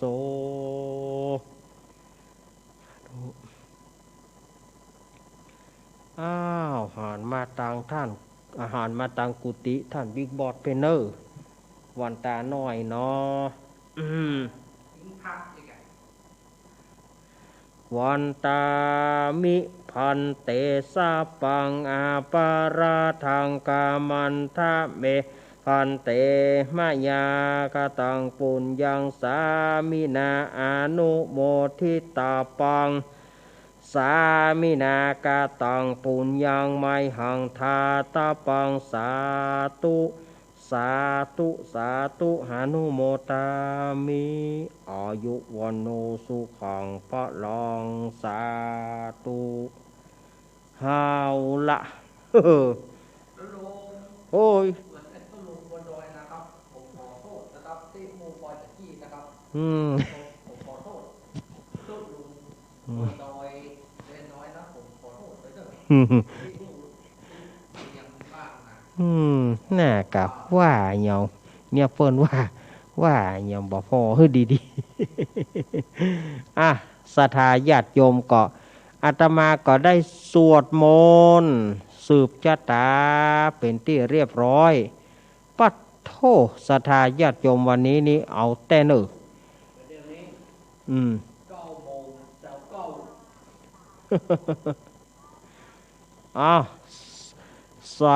3 ทุ่มกับ29 นาทีศรัทธาญาติโยมในขณะนี้ศรัทธาญาติโยมกำลังรับฟังรายการธรรมะเพื่อชุมชนนะ เออในช่วงนี้อาตมาก็ยังบอกให้มีสาระอันใดเตื้อก็จะไปลืมเนอสทาญาติโยมวันฮือนี้เป็นวันเดือนเปงเนอวันฮือเป็นวันเดือนสิบเปงหรือว่าเดือนแปดวันเพ็ญเดือนแปดถ้าว่าเป็นเดือนสิบเตื้อเดียววันพุกจะไปวันห่อขนมละวันฮือจะไปวันอาสาฬหปูจาแต่ว่าปีนี้มันเป็นเดือน12เตื้อเข้าพรรษาก็เลยไปเดือน10หน่อยปุ่น24กรกฎาเนี่ย24กรกฎาเป็นวันอาสาฬหปูจา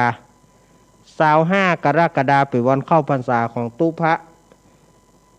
ของตุเจ้าพระเนนคณะก็แจ้งกับสถาญาติโยมเนอ24เดือนหน้านี่นะก็เป็นช่วงของเข้าพรรษาวันที่23อาตมาก็บ่มั่นใจว่าอาตมาจะได้มาจัดก่อเพราะวันที่23นี่มันตังวัดก็มีคนทำบุญกาหยังกานี่กะเนาะได้เพียวศรัทธาญาติโยมก็จะมาเพียววัดเพียววาวันศุกร์นี่อาตมาก็บ่มั่นใจว่าวันศุกร์ที่23จะได้มาก่อนนออันนี้ก็ต้องบ่าใจวันศุกร์วันฮือนี่ก็คือมาอยู่วันศุกร์ปุ้น23กรกฎาปุ้นก็บ่มั่นใจเต้อเน้ออ้าวศรัทธาญาติโยมบัดเดี๋ยวนี้ก็3 ทุ่มเกิง อันนี้เป็นเบอร์ผายเน้อถ้าเป็นไปได้อาตมาอยากจะขอซีดละอ่อนก่อนอยากจะขอซีดน้องพิมพ์เหี่ยก่อนเนาะอันนี้จากผายเจริญปอนเจ้าแกไว้เจ้าพระอาจารย์เอามาเลยในเมื่อได้มาแล้วมาเลยเขาจะพักเจ้าพระอาจารย์อันไม่บอกคุยบะอู้บะอ่านเจอบทกรรมเปิ่นได้เกณฑ์กรรมได้เนาะแม่บัวคุยอีเนาะแต่การแม่สายพินคุยฟันแก้วบางคนหีเจ้าแม่สายพินแต่การเนาะกระเดียวรอบสุดท้ายเดี๋ยวเฮาเปิ่นมารอบสุดท้ายเดี๋ยวเฮาเปิ่นมาฟังอยู่เนาะแม่บัวคุยเปิ่นก็รับทำบุญเพื่ออาตมาตัวขอบคุณเนอะกำเดียวกำเดียวกำเดียวเนอะแม่บัวคุยแต่กันเนลืมแล้วโอ้ยแต่กับกวายขอแม่สายพินขอสุมาเตอะขอบคุณมาแล้วแม่แก้วก็ยองหินเสียงแม่สายพินโทรมาแถมครั้งแม่อยู่ดวงใจของหินต้องการอำเภอเมืองปานคนฟังกูค่ำกูเจ้าฟังเป็นประจำวันได้ไปฟังกำมวลใจแต่เราวันใดมาได้ฟังเป็นโศกเป็นเศร้าพระอาจารย์เจ้าผู้องค์ผู้ตนไปฟังธรรมะแล้วหายโภคกดลงเป็นสิริมงคลกับหัวเรือนเต้นรำสติปัญญาไหลมาว่าอ่านทุกใจถึงวันแต่นาสุขใดไหนเล่าบาดเต่าสุขใจเหมือนป่าอยู่ในนาทีแม่น้ำเหมือนต้นสะลีที่มีไม้ก้ามเหมือนเสืออยู่ถ้ำดงดอนคุณเขากูค่ำกูเจ้าถึงบัดใดเงียบเงาสุขใจหมู่เอาธรรมะห่มตุ้มยึดใจคนใดที่ทำห่อหุ้มคนนั้นใจจุ่มใจบ้าเหมือนอยู่ยังวังที่มันจนแก้วบะมีไหนเท่าแล้วเจ้าขอบคุณเนอะเจ้ากำลังเจ๊ได้นะเจ๊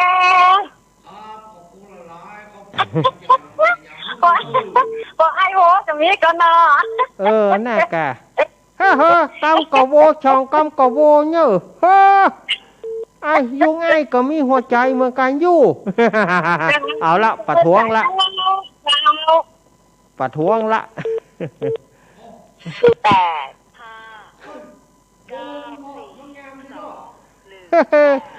อันนี้ยามแม่ชายพิน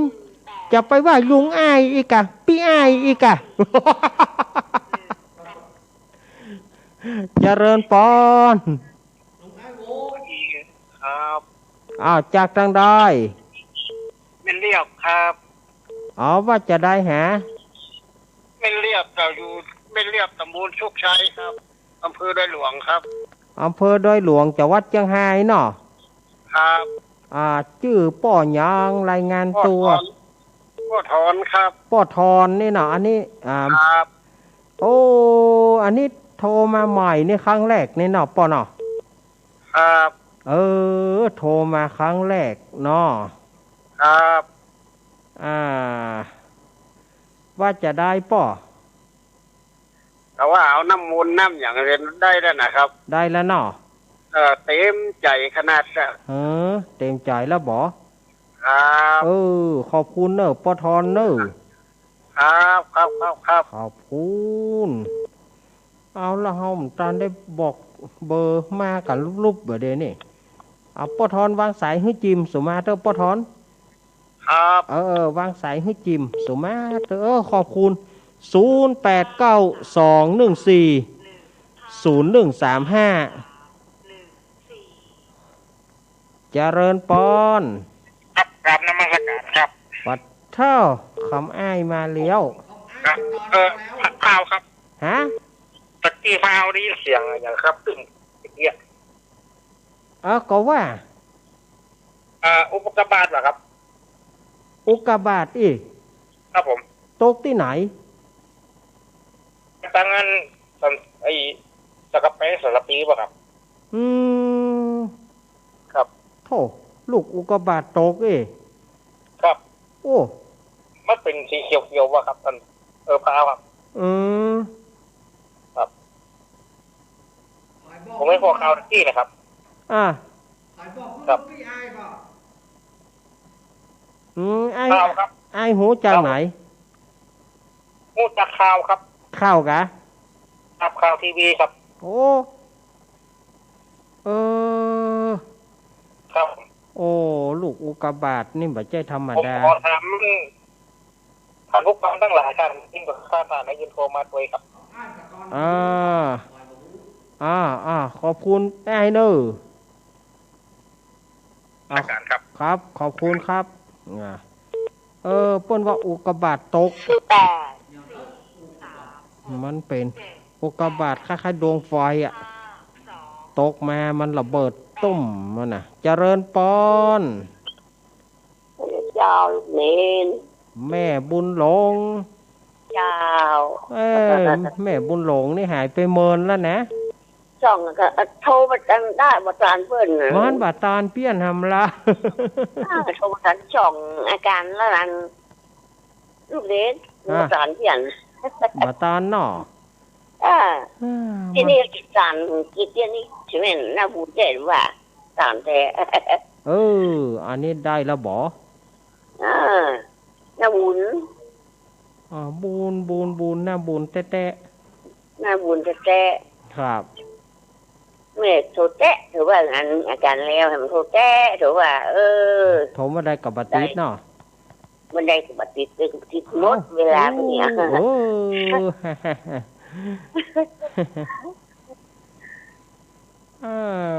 แม่บุญหลงฝนตกก็ วันนี้ตกเหรอ วันนี้ตกกะ เจ้าตกหนักอ่ะ ตกหนัก เจ้า มันไปเป็นบอนนะ พอจุ่มพอเย็นเนี่ยก็เป็นบอนคุณมาตกแท้ บ่มี เอาหลายวันแล้วมาตกอ่ะ ขอบคุณแม่บุญหลงนักเน้อ จ้าอยู่ดีมีสุขเน้อแม่บุญหลง รังใจอันลูกเด่นเด้อ ครับ ขอบคุณแม่บุญหลงเน้อ เจ้าไว้เสียเจ้านี่โอ้จากลีแม่เกี้ยวมูลแม่เกี้ยวม่วง3 ปี ไปทางใดหมดแม่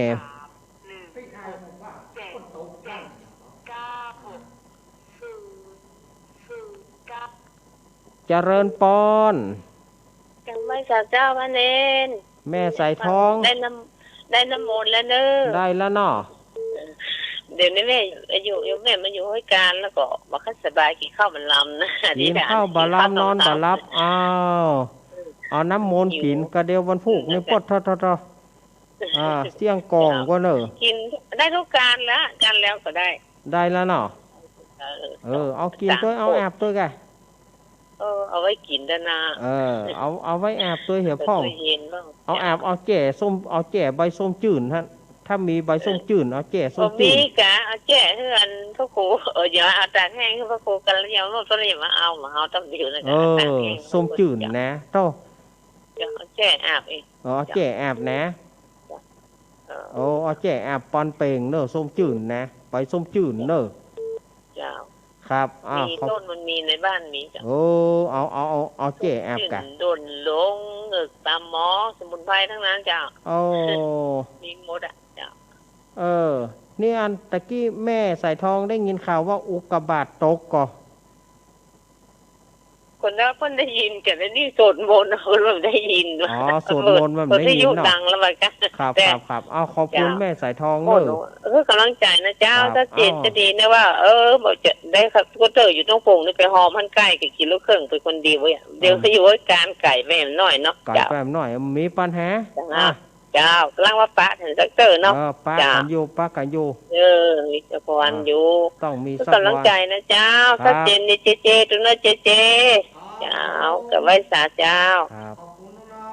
ตั้งใดที่เพิ่นว่าอุกกาบาตตกตั้งใดหูตั้งใดฮับว่าอุกกาบาตตกวันนี้โทรมากำเนิด5490จากตั้งใดเจริญปอนสวัสดีเจ้าได้เริ่มรักน้องอย่างเจ้าน้องพิมพ์เจ้าน้องพิมพ์มาเลี้ยวปดเท่าบ้านต่อบ้านต่อเมืองรังอำเภอเมืองเชียงใหม่น้องพิมพ์อายุตาใดเจ้าลูกจะ7 ขวบแล้วเจ้าจะ7 ขวบได้ยินว่าน้องพิมพ์ฟังประจำเนาะค่ะเจ้าอีกอะข้าอย่างทำวะอีกอะได้เห็นชอบนิทานที่ไหนรับหาพี่เห็นนิทานใหม่ได้กับเจ้าขอเล่านิทานใหม่อีเนาะค่ะได้เลยเดี๋ยวปล่อยมีเวลาอังคารหน้าเนาะลูกเนาะเจ้าเก่งอยู่ดีมีสุขนะลูกเนอะเรียนหนังสือเก่งๆนะลูกเจ้าวัดดีเจ้าสาธุเจ้าอันนี้เนี่ยนะละอ่อนเฮาเนี่ยขนาดว่าเป็นละอ่อนนะนี่โอ้โหสุดยอดเปิ้นว่าเปิ้นฟังประจำมาละน้องพิมพ์ต่อเมืองรังอำเภอเมืองจังหวัดเชียงใหม่อันลูกวางสายให้หลวงลุงกำน้องพิมพ์วางสายขอบคุณ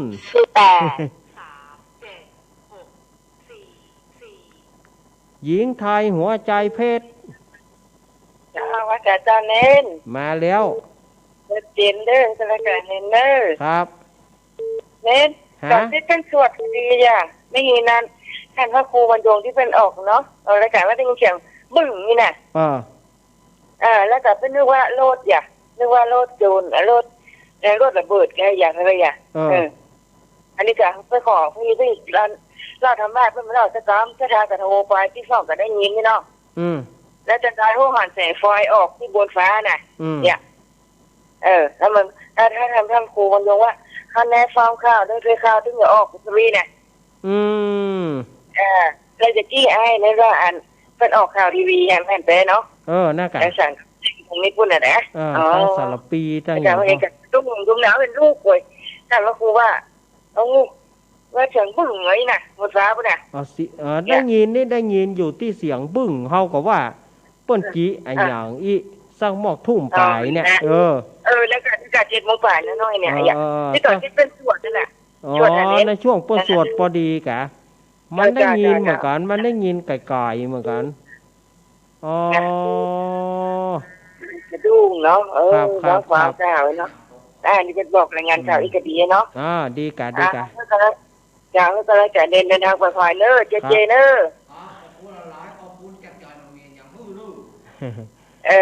เป็นยังครับกำลังจะไว้การเรียนเนอะได้ก็ครับอุกกาบาตที่ว่าตะกี้นั่นน่ะมันเป็นลูกไฟ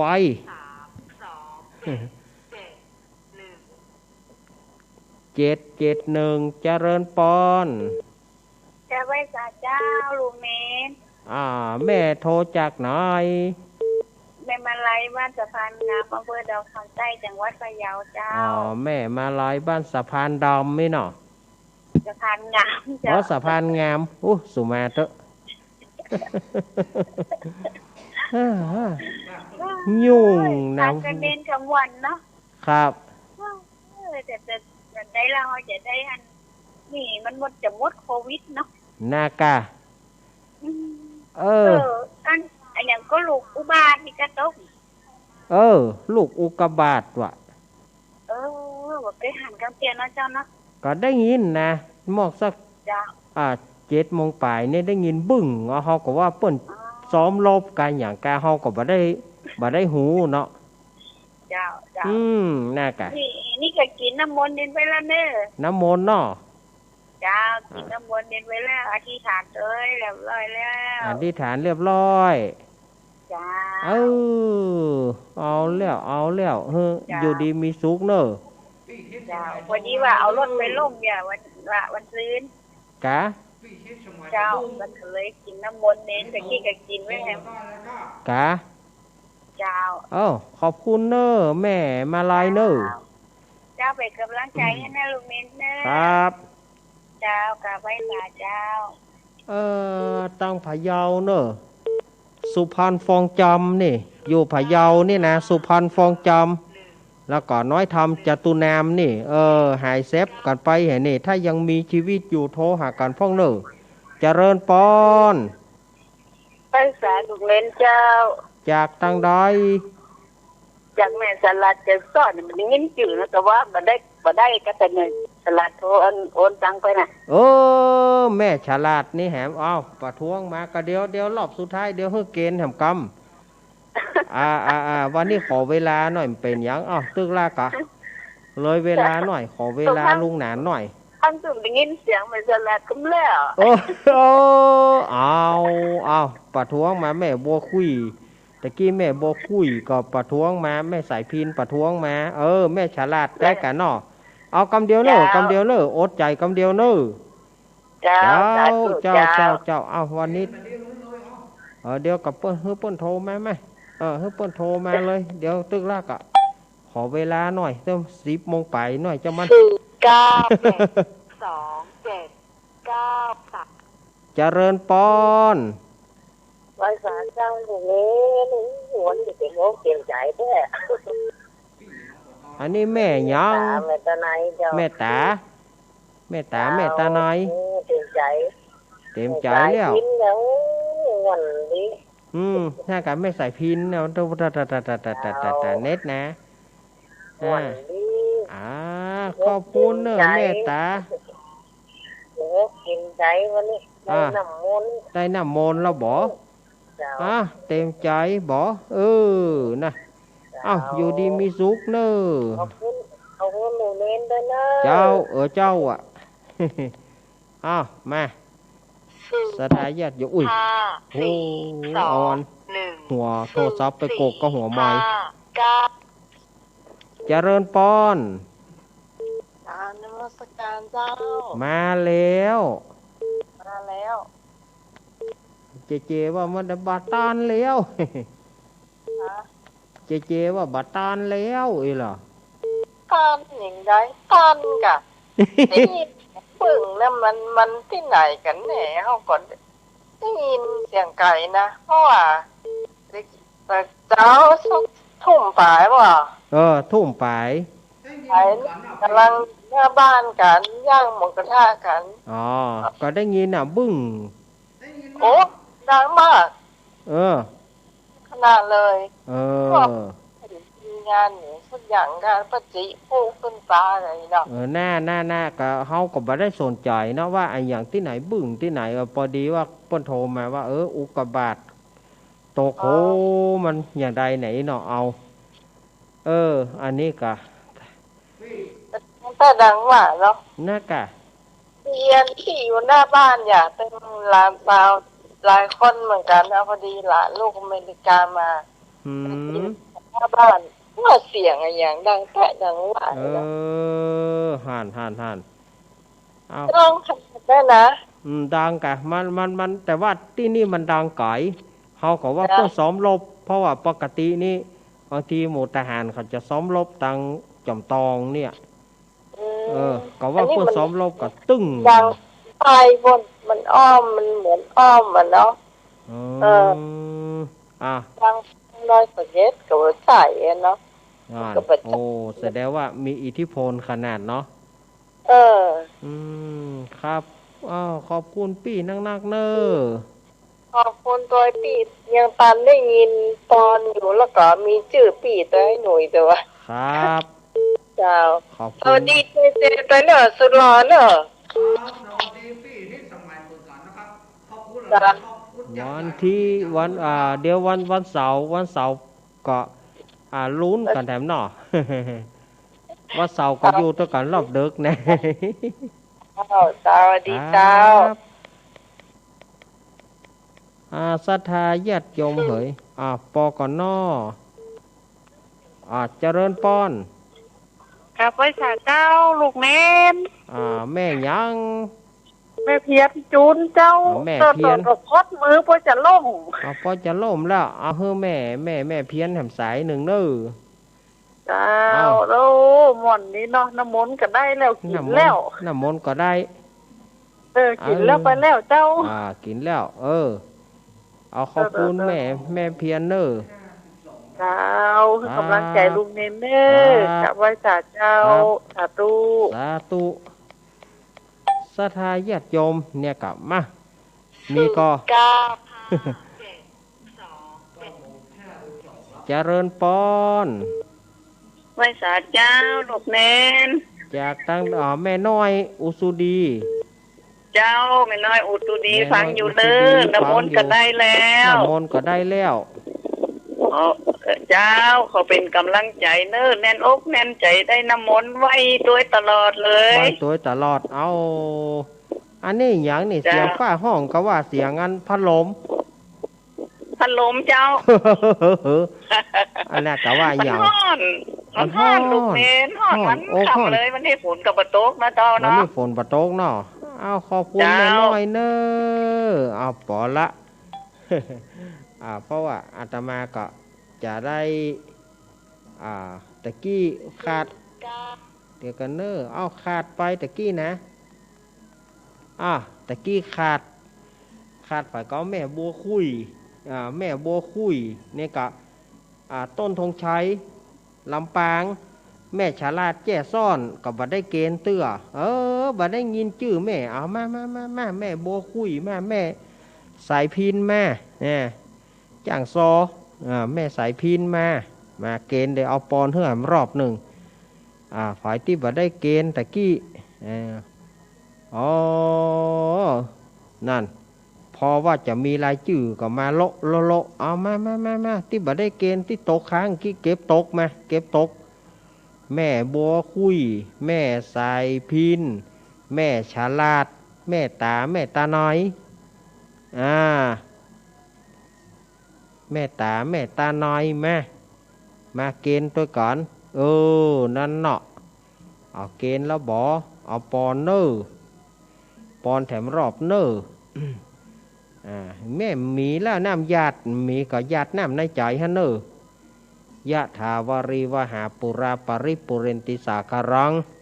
เอวะเมวะอิโตทินังเปตานังอุปคปติอิชิตังปฏิตังตุมหังคิปะเมวะสมิสตุ สเปปุเรนตุสังกปาจันโทปนารโสยถามณีโชติรโสยถาภวสปีติโยมิวจันตุสัปปะโรโกวินาสตุมาเตภวัตวันตรโยสุขีติกายุโกภวะภิวตานาสีริสนิจังวุธาปัจจายโนจตารโรธรรมาวัฏันติอายุวันโนสุขังปะลังปุถโธเวลาจับอย่างเปิ้นเตะ พอว่าปอนจบก็หมดเวลาพอดี เหลือเปิ้นเตะกันลูก โอ้